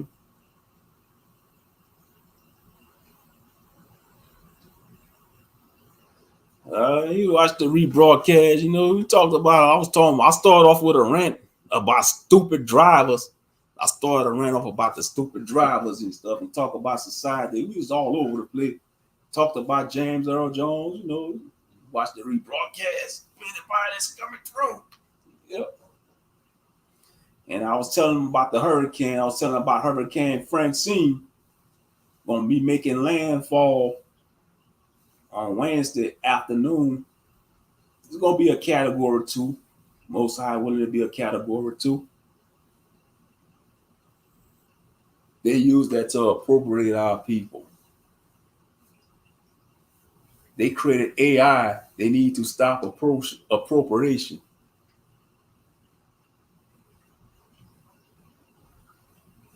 You know, yeah, you could type in Chat GPT, man. You could type in tell Chat GPT, what we call it, to tell you a story.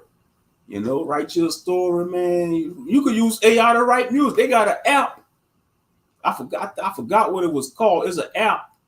It's an AI app. It could write music for you, and it could write music and songs for you. I should download that app.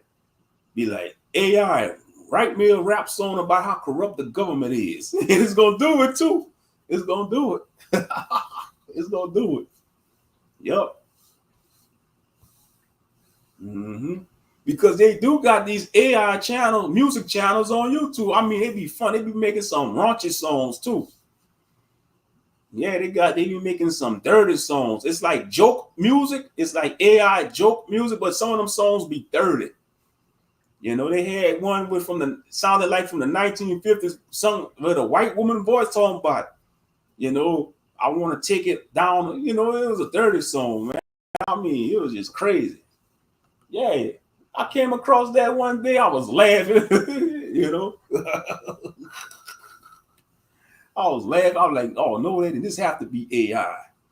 This have to. Then you had people in the comment trolling saying, my grandpa used to jam this back in the 1930s. My grandmother listened to this in the 70s. You know, it was trolling. We need to stop supporting things that take money out of our community. Yeah, I agree with that, but that's going to be a tall order for our people because our people are brainwashed. See, our people are like kobolds. Our people are like kobolds and goblin folk in Dungeons and Dragons. They like shiny things. They're attracted to shiny things. They like the hobbits. You know, see, when we produce things, our people don't see us as shiny things. But when they have, say like, okay, say like if you producing t-shirts, right? If you have a t-shirt business, Yaquaba, and you have some dope t-shirts, the majority of our people, man, they'll support it, but they'll look past it. They'll rather say like if you have a t-shirt company, you make airbrush t-shirts like with anime characters, popular characters from different shows, or even all type of t-shirts. T-shirts, you know, like in the mall when they have these t-shirt vendors. Say like if you were a t-shirt vendor, Yaquaba, and you got some dope ass t-shirts, some fire t-shirts. I mean, they off the chain. The majority of our people, they'll look past that. They'd rather go to that foreign motherfucker in a mall and pay high price for some custom t-shirts, and you offer them a good deal. See, that's what pissed me off about our people. We always want to hook up. Give me the hookup. Oh man, I'm your fan, man. We go back since second grade, man. Give me a hookup. But they won't go ask that to that Asian man or that Arab man or that East Indian man when they go to the mall and buy that fucked up fake ass jewelry from these Arab motherfuckers in the mall, you know. But if you have a jewelry store, oh man, nigga, you selling that shit too high, nigga. Oh, come on, man, give me a deal. But they won't go ask the other nations for that. You see, our people are effed up, man. Our people effed up. You know, like if you had a damn t-shirt business, they won't support. And then I think what it ties to our people just hate on each other too damn much. It's a hater mentality. They don't want to see you prosper. Our people don't want your own people don't want to see you prosper. They'd rather see our enemies prosper, and that's sad, boy. That's why I say this is the worst captivity. This is the worst captivity. What I think about the election, man, I ain't voting for neither one of them. I don't want Kamala Harris to win because she's not a sister. I do not want that feminazi reptilian queen to win. Don't get it twisted. Donald Trump no good either. They both no good because it don't matter if you Democrat or Republican. Both parties ain't good, but I don't think Kamala Harris should win because she's a harlot. She slept her way to the top. They just keep it a buck. She slept her way to the top. She's not a full black woman. She's not even black.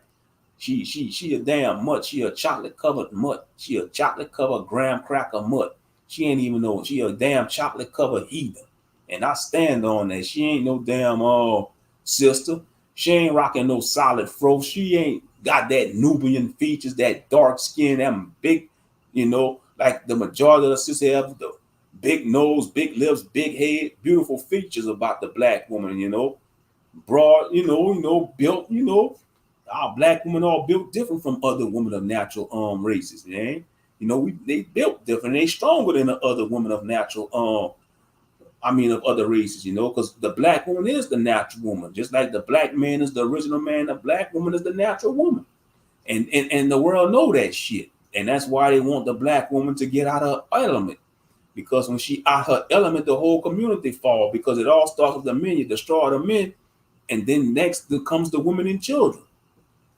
And that's why we're in this hot mess now. Yeah.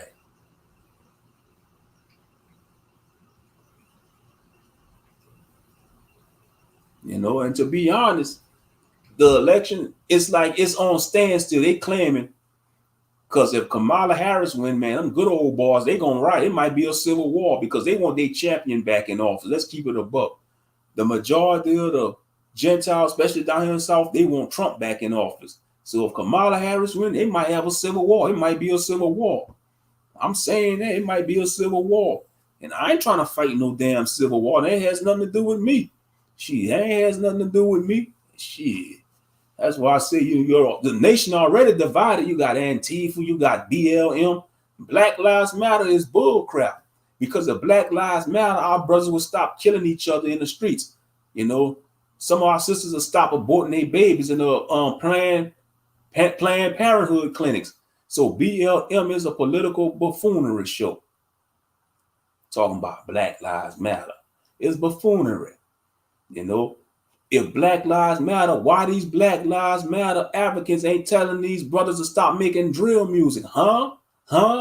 Why they not preaching against drill music?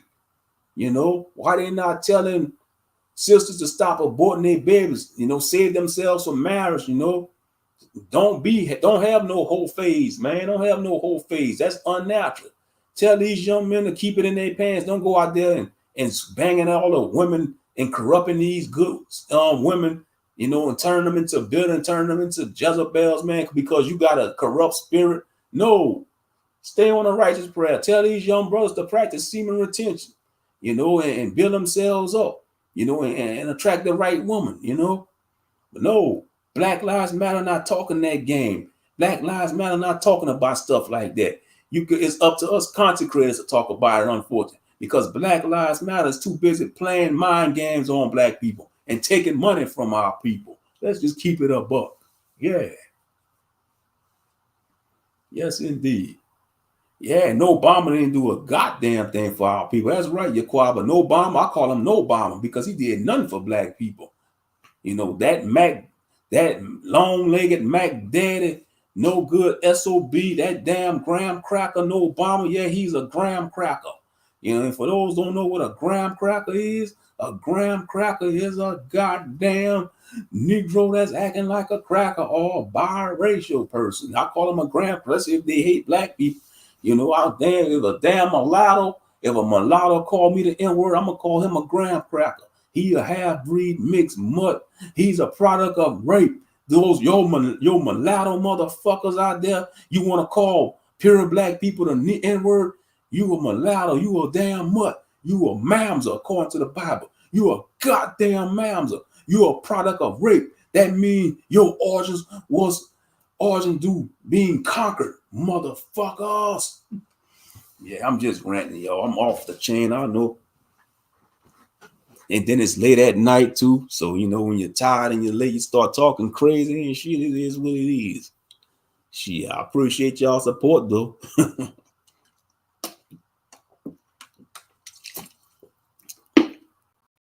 Exactly. He ain't our bloodline.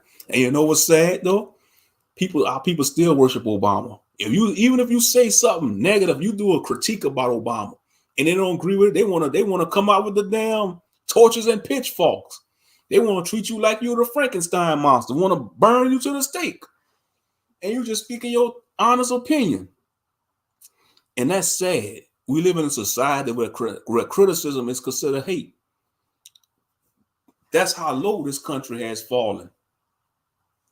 If you critique somebody or something in society and it ruffles people's feathers, they want to say it's hate speech. No, it's not. It's just your honest critique. It's your honest opinion. That's all it is. They want to say you this and that, cancel, and that cancel culture. That's another nuisance. They want to cancel people. If you speak your mind, your honest opinion, oh, cancel him, cancel her. We don't like what she's saying. We don't like what he's saying. We gotta cancel that person. We gotta blackball them. Make sure they never get to speak at a public platform no more. Man, I got talked down on when I said Obama not for us. Exactly. And it comes from the older generation. I'm telling you. It comes from the older generation.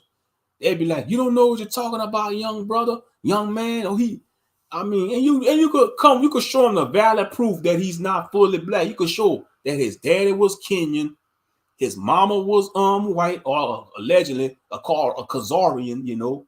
You could show them all that. They will look past that. No, that's our black president. He's the first black president, blah, blah, blah.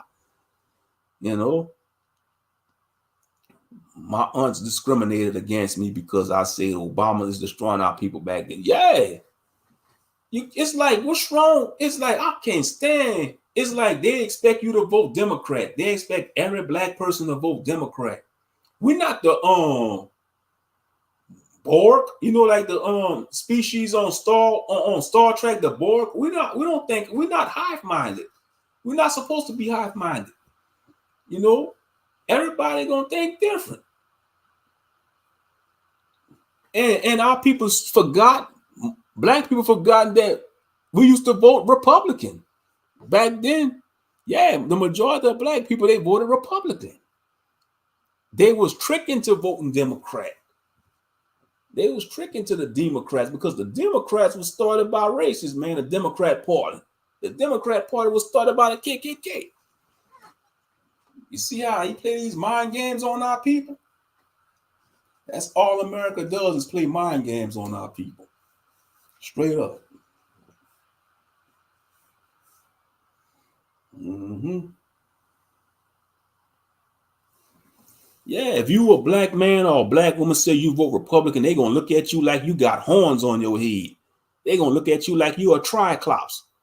You know, a triclops is a person with three eyes, by the way, like Tian on Dragon Ball Z, a triclops.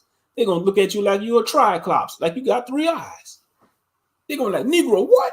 You vote Republican? You ain't rich? That's race, that's the racist party. That's for the white folks. I'd be like, man, you have a right to vote for any party you want. But don't badger your brothers and sisters they vote Republican. I'm just saying, don't do that.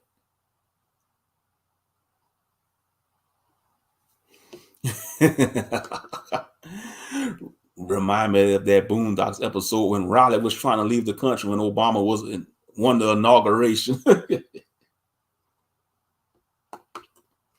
They disconnected after they destroyed my whole platform. They don't support my music, but ask me for money. We talking about your family? Yeah, that's how family do. They want you. They ain't that something. They only know you when they need you for something. That's sad.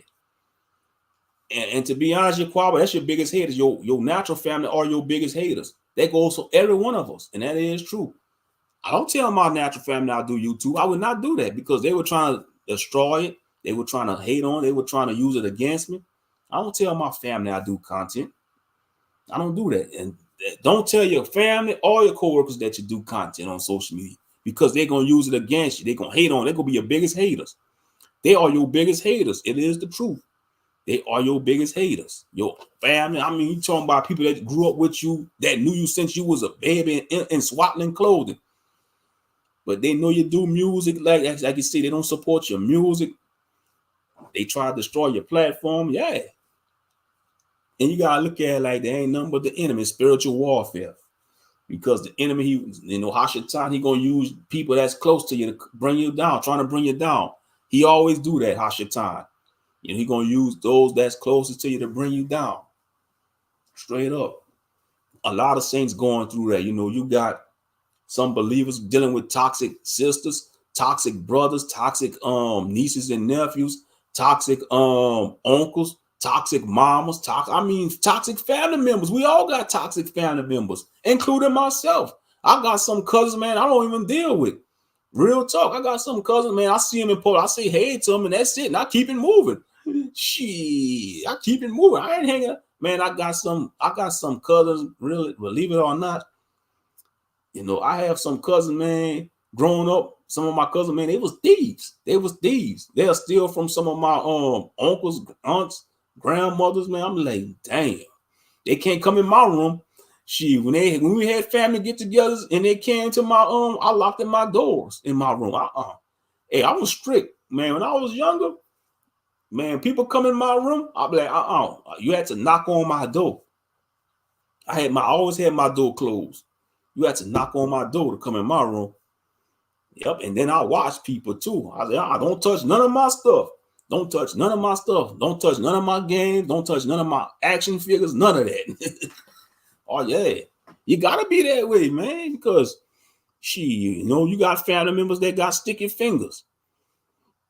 But ain't that something though? They only know you when you need money from you, Yaquab. Ain't that sad though?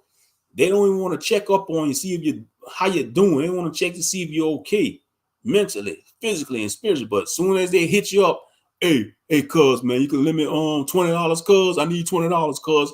Hey, cuz, Yaquab, I need $20, bro. You got that? You can slide me $20, man. I'm gonna pay you back next Wednesday. I'm gonna pay you back, bro. Knowing damn well that next Wednesday gonna be more like next year or not never. Next Wednesday gonna turn into not never. Not never. And unfortunately, that's how it be in most cases. That's how it be in most cases. When you lend people money, they say they're gonna pay you back next Tuesday. That's gonna turn into not never. And that's the truth. Yes, indeed. That's sad though. They only know you, man. That's sad, man. I feel for people that got to deal with that, man. You got their family members always pressuring them to give them money. Sometimes you got to say no, man. You got to be like, I ain't the ATM. You got to put your foot down sometime, man. Real talk. I'm drinking me some water, by the way. It's some great value, 9.5 pH water. Great value. Purified water, 9.5 pH, great value. But yeah, sometimes you got to put your foot down when you're dealing with toxic family members. And that's a big problem amongst Black people. They don't want to accept no for an answer. That's an issue. When you tell a Black person no, man, they're going to get in their damn feelings, especially brothers, especially Black men, man. I don't know. Black men most Black men, they don't want to accept no for an answer. If they get rejected by a woman, they want to call out her name. They want to attack the woman, man. If a brother If a brother don't want to give a brother a ride, he want to get in his feelings and call him a BAN. Oh man, you don't want to give me a ride, man. You could be like, I don't know you, bro. Oh, come on, man. Oh man, I ain't gonna do nothing, man. I don't know you, man. Get out of my own way. And then you tell them like that they want to get in their feelings, want to press up on you and stuff, and want to try to fight you and stuff. And that's when you got to get out the can of mace. That's why I say, man, we need to be like Charleston White, man. They get a girl spraying with bear. Start using non-lethal force, man. Get you some mace. Get you some bear spray like Charleston White. Get you a taser. You don't have to always pull out a gun on another brother, man. You can use non-lethal force. If you get aggressive, get some bear spray and spray him in the eye. Mace his ass. Get a taser. Get a cattle prod, man. Get a combat whip. Get them little whipsticks, a combat whip you can whip people with. Yeah.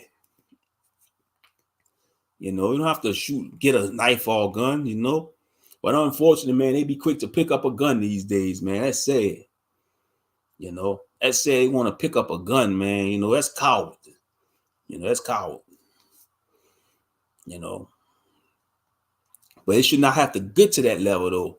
If you say no to a brother, he should be man enough to say, okay, it is what it is. You don't want to give me a ride? Well, have a great day, brother. And move on. But no, don't get mad. Or if you going to the gas station, oh man, you got 50 cents. You got 50 cents, man. These panhandlers. And you offer them something to eat. They get mad. Some of them get mad. Oh no, I'm not hungry. I want $5. Man, that's how you know they're not homeless. Because if somebody homeless and they really hungry, they will take your offer on a meal. They don't care what it is. It could be you could offer them some Popeye's chicken or something from Taco Bell. They will take your offer on a meal if they're homeless. That's how you know they're not homeless. If they're a panhandler. If they're a panhandler, they say, oh no, I don't want nothing to eat. I just want some money. They want money to go buy drugs or alcohol. Straight up. Straight up. But yeah, black people don't want to take no for an answer, especially brothers. And we got to get out there, man. Brothers got to break out that mentality, because you will hear no a lot in life. That's just part of life. You will hear no, N-O, no. Even when we was children, sometimes my mama told me no. I wanted a certain toy at the store. And sometimes my mama say, no, you're not getting that. Yeah, I felt bad. I felt like throwing a tantrum, but I realized, I realized my mama couldn't buy that toy from because she had to pay certain bills or had to take care of other things. But unfortunately, some children don't understand that. They'll throw a tantrum. They'll want to, especially white children, man. If white children don't get their way, they want to shoot up the damn school. They want to burn their parents' house down. They told you that on the Addams Family. Y'all saw the Addams Family Values, the second Addams Family movies. And Uncle Fester married that psycho woman. I mean, she was crazy, Uncle Fester on Addams Family Values.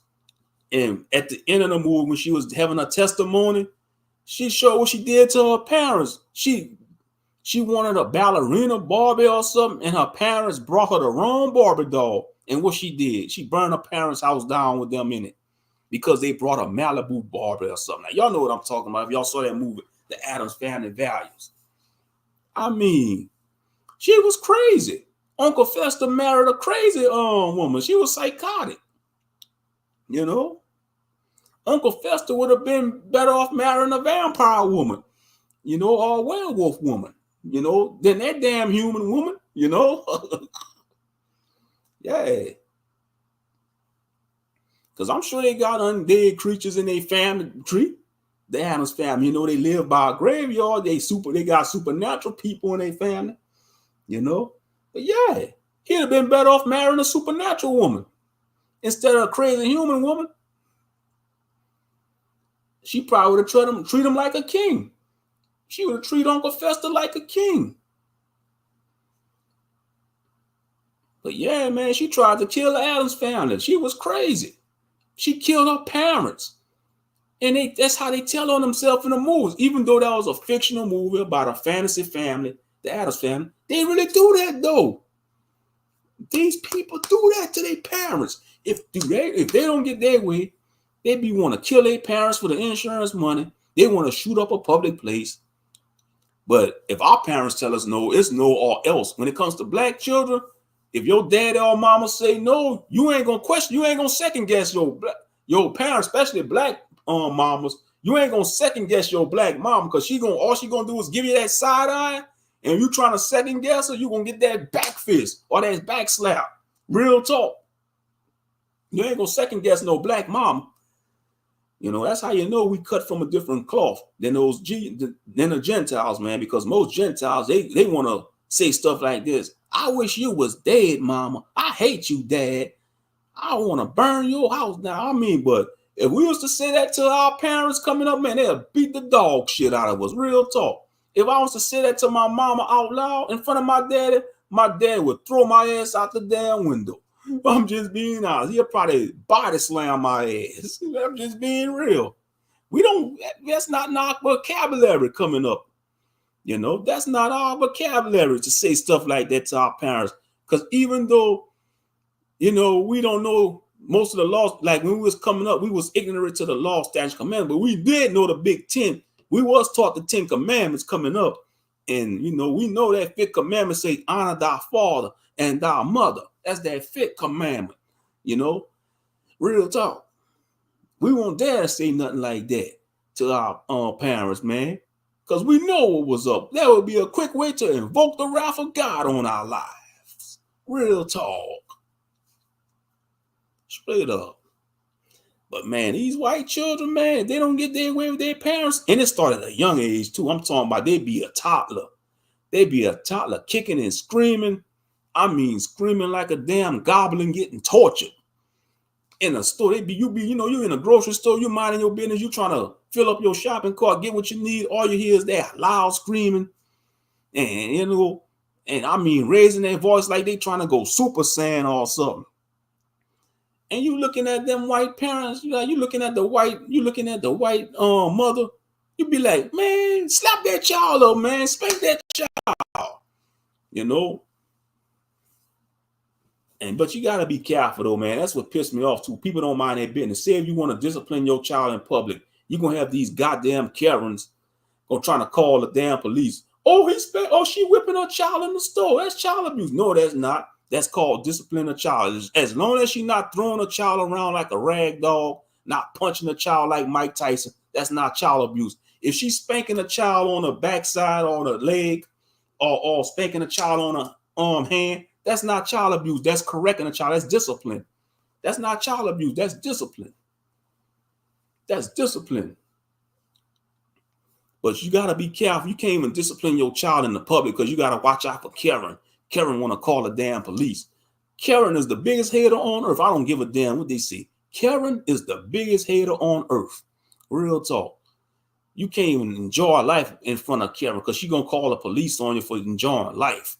She could call, you know, if Karen see you flying a kite with your children in a field, she going to call the damn police. 911 emergency. Yeah, that's just black father flying a kite with his daughters and son. I can't take it no more. He's flying that kite and it's messing my vibe up. Can you send a unit over there, man? And the dispatcher gonna be like, is he a threat to you, ma'am? No, he's not a threat. He's just he's just ruining my vibe. It's like every morning at 9 o'clock, he go out there with his 2 daughters and his youngest son, and he fly that kite. And I can't stand it. He fly that kite. I just can't stand him. I can't stand seeing a black man enjoying his family. He got a loving wife. He got 3 beautiful children. I can't stand it. It vexes me. That's the mindset of Karen. She want to call, whether a black person doing something positive or negative, she want to call the cops on a black person, man. Karen, you suck. To all the Karens out there, y'all suck. And I said it and I meant it. To all the Karens in the world, if you hear this live stream right now, if you a Karen, you suck. You're a horrible human being. You're a terrible human being. You know, you're a terrible human being. And I stand on what I say, unless you repent and put some respect on the children of Israel. But until then, y'all are horrible people, Karens. Y'all are horrible people. And I stand on that. Real talk. Let's see what your Yaquab see. They stole 12 years from us, Moshe. Why they stole our childhood?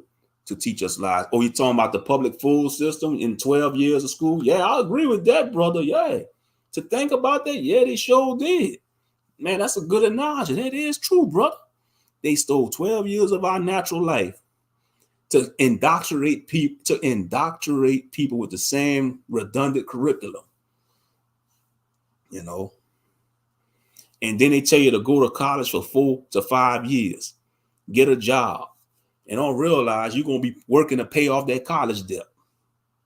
It's a scam. This whole system is a scam. It's all a scam. Straight up, it's a scam.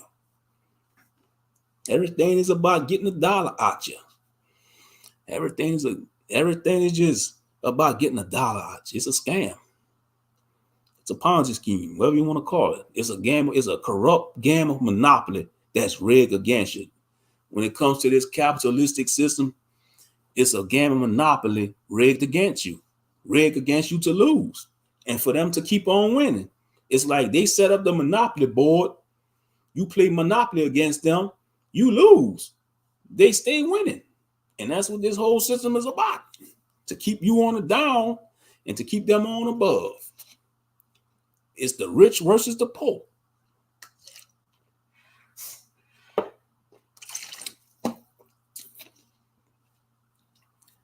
But yeah, they teach us lies in the public. They don't really teach us. They don't have courses on how to start a business in the public food system. They don't teach you about like financial literacy, how to be financial free. They just teach you to be a wage slave, be a wage slave in society, which is a form of slavery, you know. And then if you're a hyper child, you're not hyper, you just full of energy. If you're a child that's full of energy, they want to put you on medication.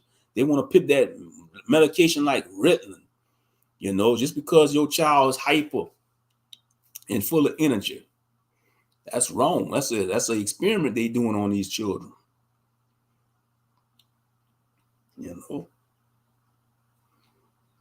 And I know YouTube might take this stream down in the future because I'm talking about, you gotta watch YouTube because if you talk about medical misinformation, they want to take your stream down or your content. And that's why I say this YouTube apparatus is no good. It's no good. People need to. I'm telling you, if the majority of the YouTubers would go to Rumble and start bigging up Rumble, man, YouTube will lose stock. They'll lose stock. But like I see, the majority of the people, they stay on YouTube because it's shiny. It's shiny. It's a big app. It's shiny. But all right, I'll be back. I'll go to the rest. I'll be back.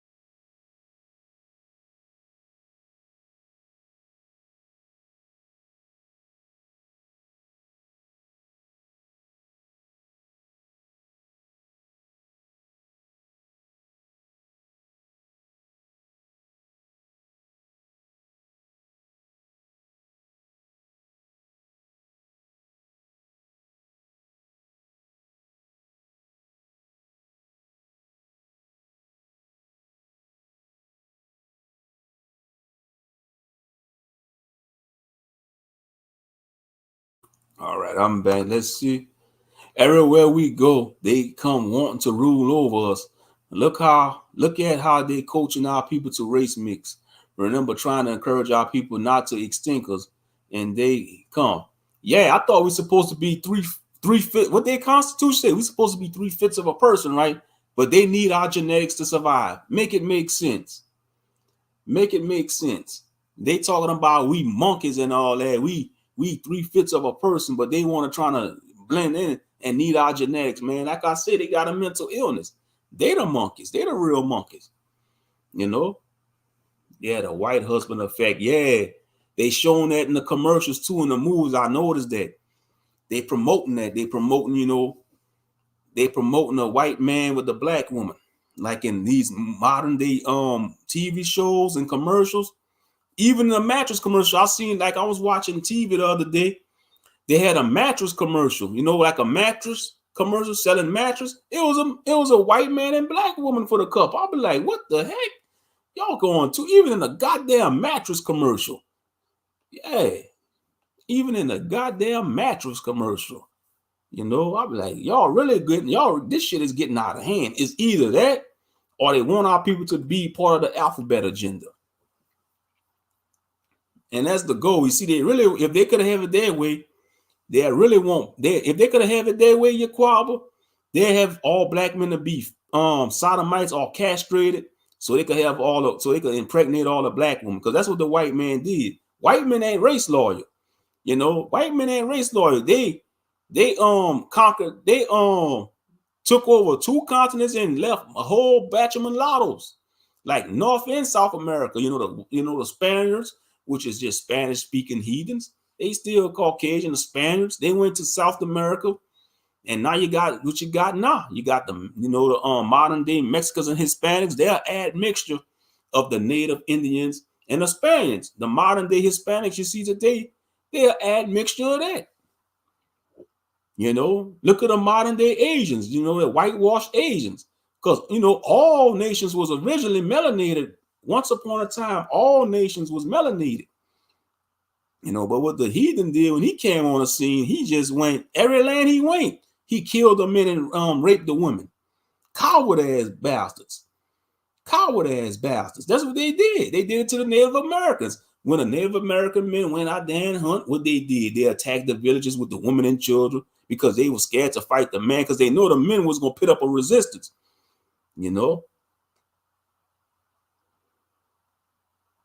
Yeah, they do that too. They're into bestiality too. Yep. They be sleeping with the dogs in the bed, man. Have the dog sleeping next to them in the bed, man. That's disturbing. Let the dogs lick them all over in the face. Ugh. They didn't realize dogs lick all over themselves, man. Dogs be licking their genitalia, and they be letting the dog lick them in the face. Ugh, man, that's disgusting, man. They nasty. They freaking nasty. But they think they the best thing on earth, because they're under a strong delusion. But yeah, they promoting that, man. They promoting the IR agenda. You'll see a black man with a white woman or white man with a black woman. I mean, it's just out of order. It's like they don't want to see a strong black nuclear family in this modern day age. If you talk about a strong black nuclear family, they're gonna be like, "Oh, you old fashioned. You living in the past. This is 2024. Love is love. You got to get with the times. No, the ancient path is better. The old way is better. This new age bull crap is not better. It's devolving us. It's de-evolution. It's not evolution. It's de-evolution. It's de-evolution. That's all it is. It's de-evolution. It's not evolution. It's de-evolution. Straight up.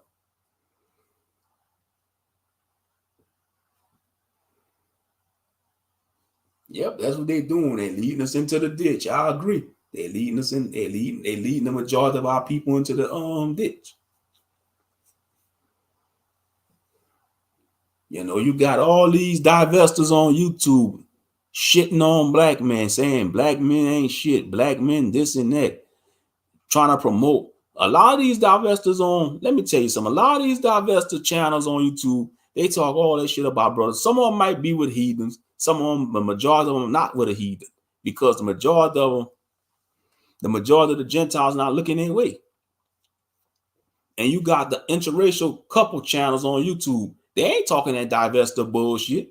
I'm sure you got a lot of interracial couple channels on YouTube. They're not even part of that sector. They try to avoid that divestiture bullshit.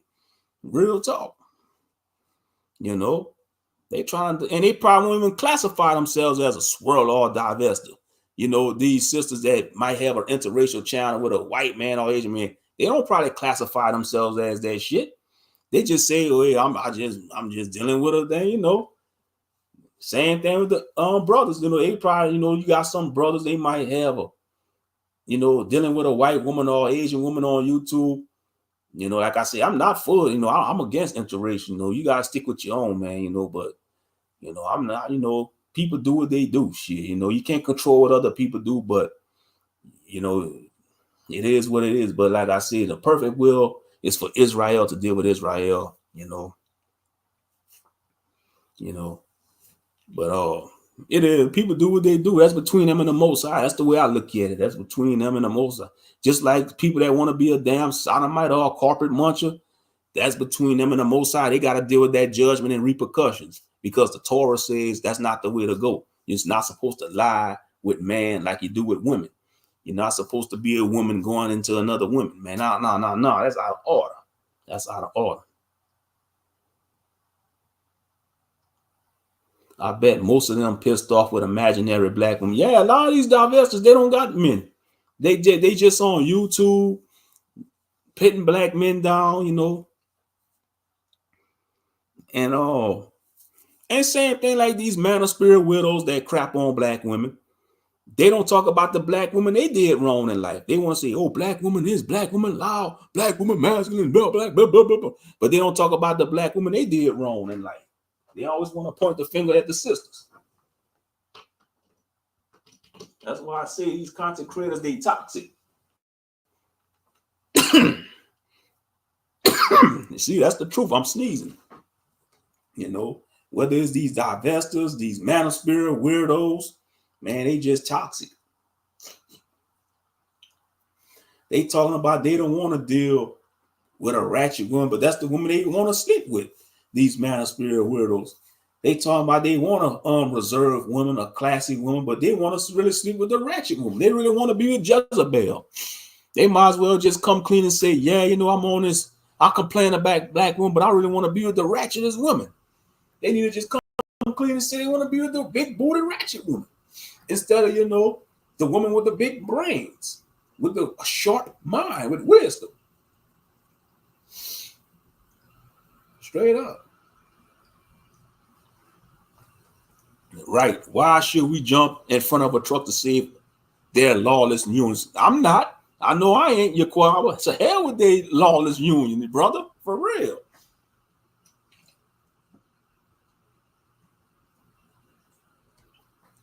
Because I said it before and I say it again. Interracial marriages and interracial relationships ain't gonna stop racism. Racism ain't gonna. The only way racism is gonna end is when Yahshua come back and set the record straight, and that's the truth. When righteousness be restored, when Israel be restored to their righteousness, that's the only way this racism bullshit gonna end. I don't care how many interracial couples channels you see on social media and YouTube. This racism shit ain't gonna end. You still gonna get called the N-word. You know, they, and, you know, even when they involved with these, they still probably call them the N-word. You see a lot of these brothers that's dealing with white women, man. These white women be calling them out their name. Soon as she probably like, you N-word, you an N-word. And he just taking it like a damn dumbass simp. Don't realize she just with you because you could lay it down good. She ain't with you because she love you as a person. She just want to use you as a damn human dildo. That's all you is to this damn Becky. You're a human dildo. Same thing for you all sisters. You know, you ain't nothing but a bad witch fantasy to these Gentile men. They look at you as a bad witch fantasy. Yeah, they might give you children. They might give you some mulatto children. They might give you some mams of children. You know, but still, they still see you as an N-word. You know. Straight up. But you can't tell our people that though. You can't tell most of our people nothing. They figure, oh, it's 2024. We could. It's times are changing, especially the younger generation. I feel for like Gen Z and Gen Alpha because they really gonna be destroyed when it comes to stuff like this. They figure, oh, I could deal with anything I want and date anybody I want. If I want to date a tranny, if I want to date a damn non-binary, if I want to date a damn robot, I'm gonna date a robot. Yeah, that's gonna be a thing. You're gonna have robosexuals in the future. Yeah, I've been talking about that. That's gonna be the future. You're gonna have robosexuals. So you might as well add the letter R to the LGBTQR. That's what it's gonna be. The LGBTQR are gonna stand for robosexual. I'm telling you, it may sound crazy and far-fetched, but it's gonna be a thing in the future. You're gonna have people dating cyborgs, android. They're gonna look like real people, but they're gonna be machines underneath that flesh. It's gonna be silent, robosexuals. You know, it's gonna be in the next 10, 20 years from now. Might be soon. We don't know. It might already be going on right now, for all we know. It might already be going on. You might have some people on the slick dating a damn cybernetic being. I'm just saying. Yeah, it's gonna be the LGBTQR. The R gonna stand for robosexual. You know, for real. It may sound far-fetched, and you know, yeah, it's crazy. I seen what's up, Amira Carter? Salute. See brother Amira Carter up in here. Salute, brother. I seen a white woman disrespect a black man worse than the black woman. She totally emasculated the man with no shame. He just stood there looking stupid, and I just rest my ass. And that's how it always be, brother. I'm telling you. You see, they don't talk about what goes on behind the scenes. A lot of these men, you know, the white woman is way worse than a white man. You know, they don't get it twisted. They both crazy, but Becky is more sadistic than Billy. Because behind closed doors, man, Becky be ruling over Billy. Becky rule over Billy. You see this term cuckold, like cuck, C-U-C-K, cuck. That's a white man's term, cuck. You know, to be cuck and cuckold, meaning, you know, that's a form. If you're a cuck, that means your wife don't respect you. You know, she don't respect you. She don't, you know, yeah. But you can't tell these brothers nothing. Oh, I'm gonna get me a snow bunny. I'm gonna get me a snow bunny. To hell with the system. I'm getting me a snow bunny. Man, like one time they had this brother came on my channel, man. He came on a panel pissing me and Monster Moshe off. We had to tell that damn fat buffoon off, talking about I got me a snow bunny. I got me two snow. My black man, Negro, you lying. Now get off my panel. Yeah, that would happen like a couple of years, like 2 years ago. Oh, big and fat bastard. You know, he a scammer, by the way. Y'all had to block that son of a gun, man, 2-3 times. Shucks. Oh, scamming Israelite. Going to the Israelite community and scamming brothers and sisters. But enough. I don't want to talk about him. Enough of him. That's the past. But yeah. Exactly. It don't work out. It's unnatural. It doesn't. Because, to be honest, even if you introduce them to your family members, you're going to always have family members that frown upon it. Whether you're a black man, you're dealing with a white woman.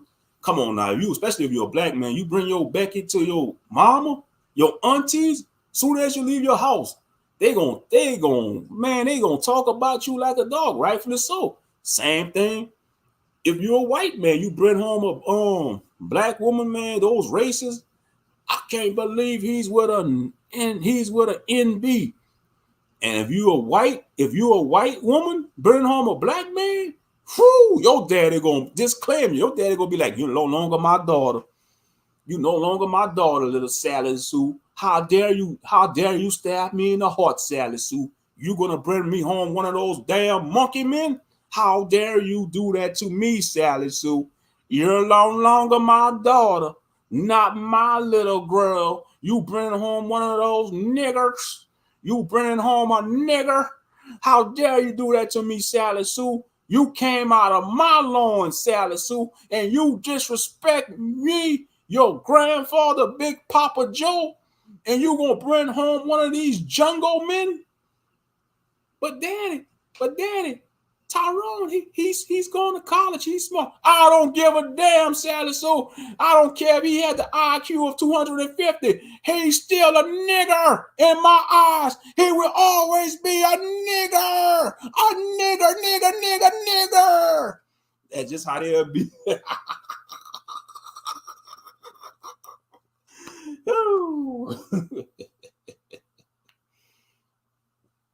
Yeah, man, that's why I say that shit don't work out, man. It doesn't. Stick with your own nation. Come on now, the Most High don't want people to be mixed here, just created one race. When you read the book of Genesis, like during the Tower of read Genesis chapter 11. That's your answer right there. Read Genesis chapter 11 about the Tower of Babel. That's why he confounded the languages, because he wanted people to spread out. He told that to the sons of Noah. He said, all right, Shem, Ham, and Japheth, I'm going to give y'all your own territories, your own families, y'all spread out. He wanted people to spread out across the world. He don't want everybody to be all clustered up.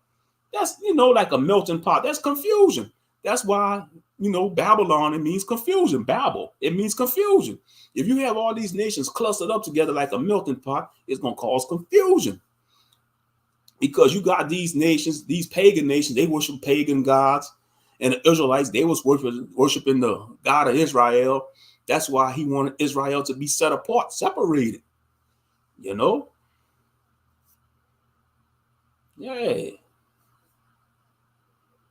Yeah, and here in MN, honestly, here mix is black. There are more of them than us. Yeah. Certain areas, if you got a lot of biracials, yep. We got biracials down here in Louisiana. They call them mulattoes. In certain parts of Louisiana, like I notice every time I go to Abbeville, Louisiana, even here where I live at, even in this city, you got a lot of biracial children and people. And like I said, I got nothing against them, because they didn't ask to be that way. They didn't ask to come to this world like that. You can't control your lineage, where you're born, how you're born in this world. But like I said, I have no issues with them. As long as they don't call me that N-word, because I will hit them with the M-word. You call me the N-word, I'm going to call you the M-word. Mamza. Mutt. Mix. You damn mutt. Shit. You damn bastardized version of me. That's all you is. You're a bastardized version of the black race. A watered down version of the black race. Yep. And like I say, biracial, bipolar, they struggle with identity crisis, Biracial equals bipolar. I'm just saying. And let's keep it a buck. A lot of biracial women, they crazy. Most biracial sisters are crazy. Like a biracial, she claimed to be black, but she mixed. They crazy. They crazy. Look at Halle Berry. Man. She effed up in the head, Halle Berry. She cuckoo for Cocoa Pops.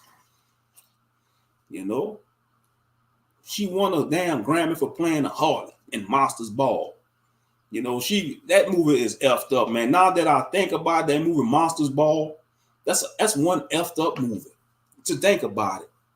Okay, you got this racist ass cop. He executed her husband, which was P. Diddy. He played the husband in the movie Monsters Ball. Her husband got executed by a racist sister. Her son got killed. Now, Billy Bob Thornton, he played the racist cop. His son tried to end the vicious cycle, but he didn't want to accept it, so his son killed himself. And his racist dad ended up dying too. So he lost his racist dad. He lost his son. Halle Berry lost her husband and her son. And they end up being together, man. That's one effed up movie. But that movie won so many awards. Wesley Snipes beat her ass. Wesley Snipes said he wasn't going for that, so he laid hands on her. But yeah, that's one effed up movie though, Monsters Ball. And I mean, that movie won so much awards. I mean, they praised Halle Berry. They say Billy Bob Thornton, he tore up in there. And they say in that scene, he really was banging her too. They said it really was a sex scene. He really was hitting it in that scene. He really was hitting it.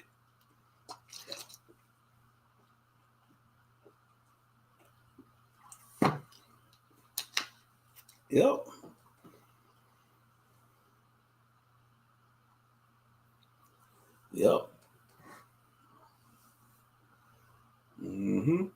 Yeah, they say he really was tapping Halle Berry in that movie, man. I mean, like in that movie, won so many awards, but that was a disturbing and messed up movie too. It was disturbing and effed up. Cause how she gonna do that, knowing that her husband died, her husband got killed. You know, his husband was executed by some racist ass cops.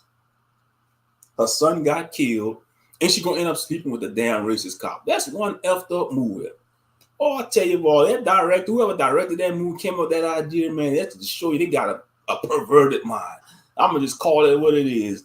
Whoever directed that movie and came up with that story for Monsters Ball, they got a disturbed mind. They need to get a psychological evaluation. They need to be in Arkham Asylum, man, because that doesn't make any sense. That doesn't make any sense. It's unrealistic. It's unrealistic. You know, it's just. And I mean, that movie won so many awards. I mean, it was praised. Halle Berry was praised. She won a Grammy for playing a damn harlot, you know, for being banged by a racist cop. Just like Denzel Washington, he won an award from playing a damn crooked cop in Training Day. Even though it was a good movie, Training Day, but he played a crooked cop. It's to show you, in order to win a goddamn Grammy or award in Hollywood, you gotta you gotta degrade yourself. You gotta degrade yourself, you know, to win a damn. And like I say, these reward shows is satanic anyway. These Hollywood reward shows is nothing but rituals. They rig, you know. Those who do the most rituals or do the most heinous stuff get a reward. That's what it's all about. Yep. And when Denzel got shot in the behind, that was a ritual. When he got shot in the behind in Training Day, that was a humiliation ritual. That was the ritual. When he got shot in the behind, when he said, "Oh, you mother trucker! Ah, you shot me in the ass." Man, that was a ritual. When Jake shot him right there,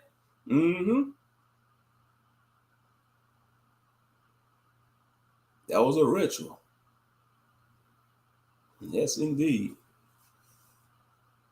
I don't know if he really shot him. I don't know if he really did shot him, but yeah, that scene in that movie was a humiliation ritual. That was when he was like, "You shot me in the ass. Ah, you mother effer. You shot me in the ass." Well, he played that role good, though. But that's just to show you we got to we got to degrade ourselves and stoop to a low level to get an award. And Hollywood. Yep.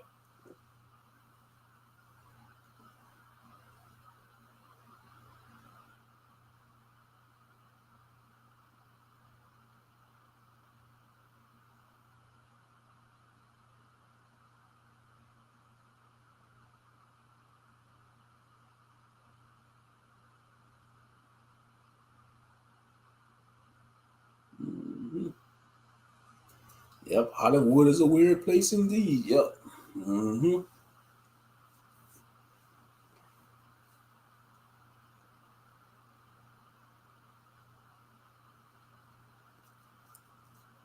That's when he made his deal. Yeah, I agree. Yeah, that's when he made his deal.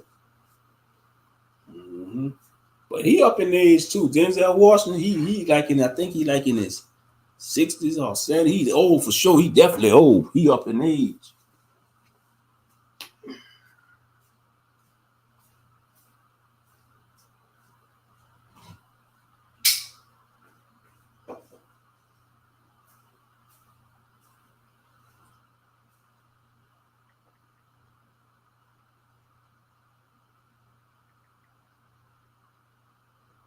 Yeah, he's 69 years old, Denzel Washington.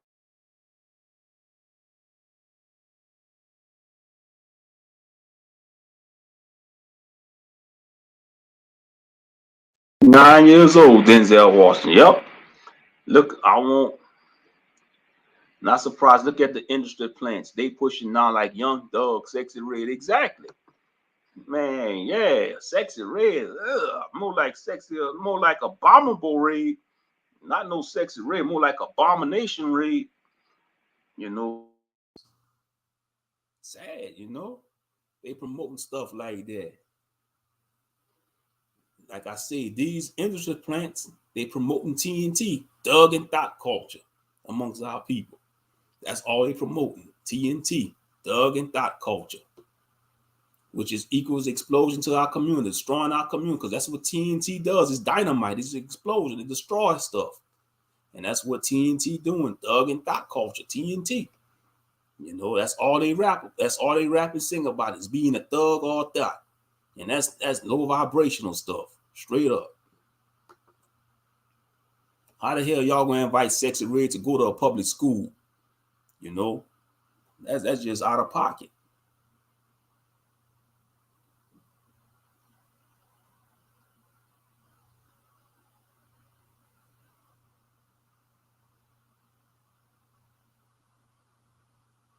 Straight up.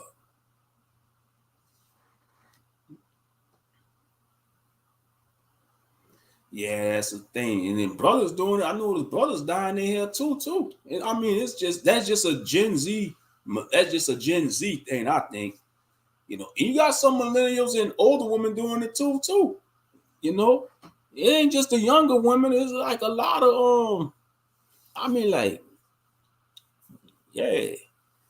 I'll be seeing some sisters in their 20s dyeing their hair silver, like silver and gray. I'll be like, you not old, you gotta earn gray hair.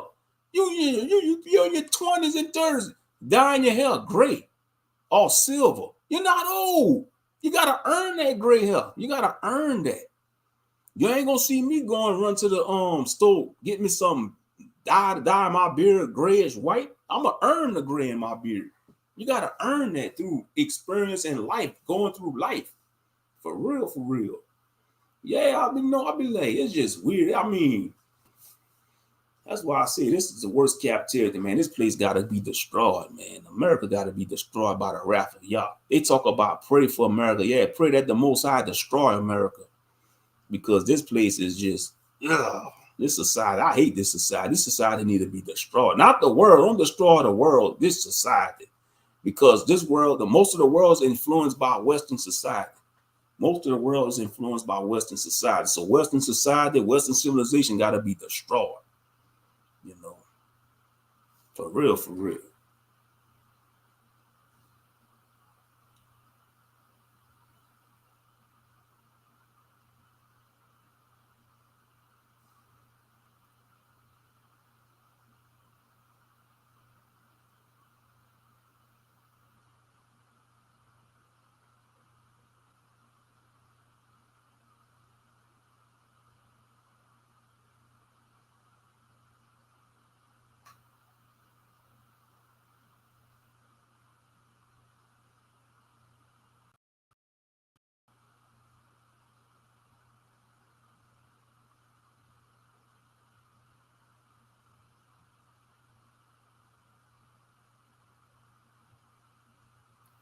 It is backwards. Yep. Wow. And you 24? That's wisdom. You 24, you got some white hair strands? Yeah. Mm-hmm. That's what's up, you know, because you see that's wisdom, you know. You know, you got some people, they start having gray in their 20s, you know. That's a sign of wisdom. But yeah, I mean, it's crazy. They be wearing wigs, they wear the colorful wigs. I mean, because they watch these influencers, you know, they watch these influencers. You know, just like what needs to die amongst brothers is the sagging too. When they sag their pants, man, it's like they sagging lower and lower. It's like when it comes to sagging pants, they sagging lower and lower. You can see they whole underwear now. It's just weird. That's effeminate. That's not manly. Man, that's not manly. They don't realize that started in prison, man. You sag your pants in prison, man, you're gonna get raided. Your back door gonna get raided. You're gonna get invaded by Big Bubba.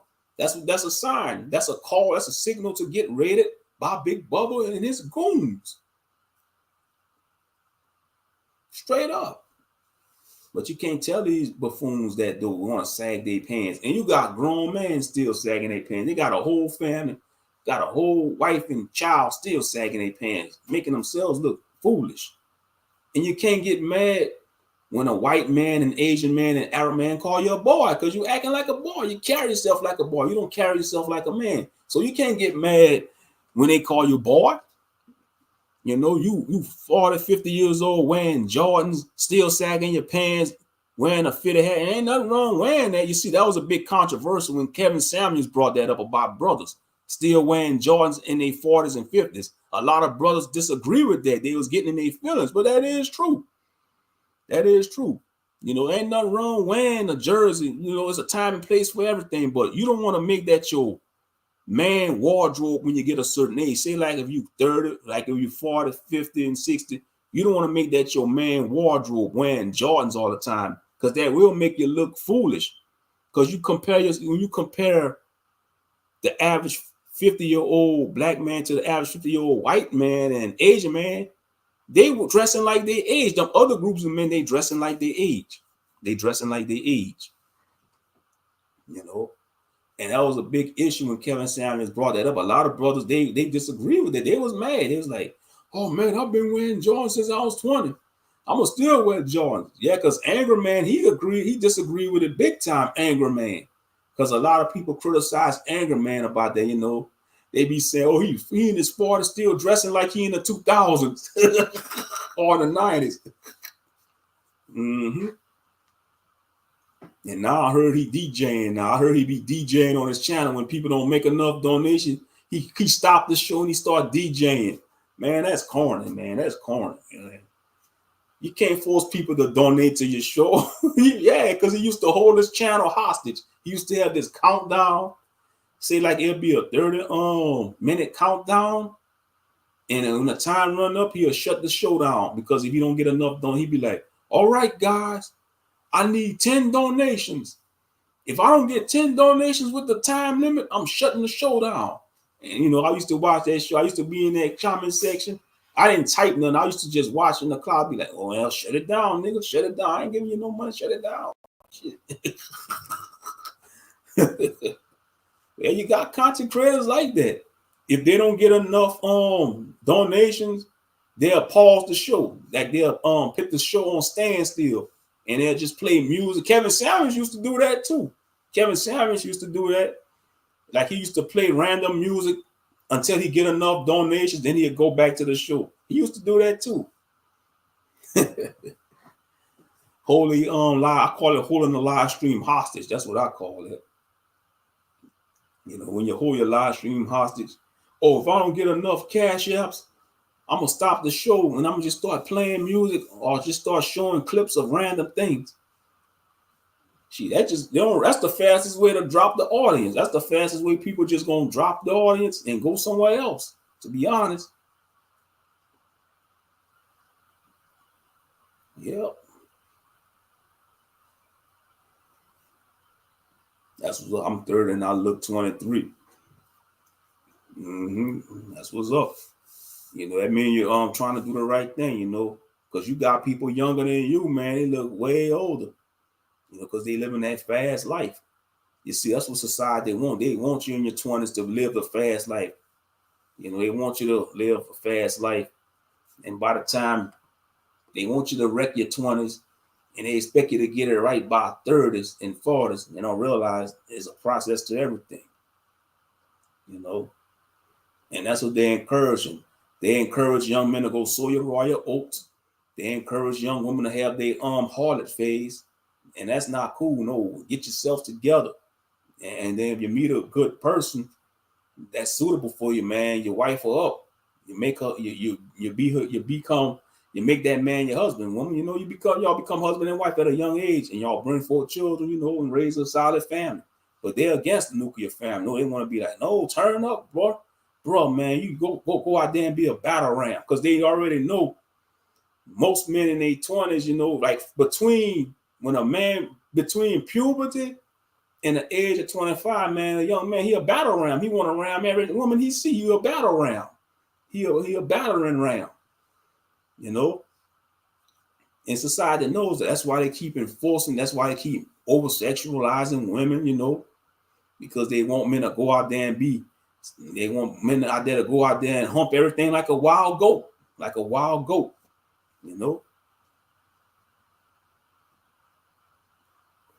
yeah, man, I'm about to wrap this live stream up. I'm gonna go right back to sleep because I got up in the middle of the night and started this live stream. I'm going right back to sleep.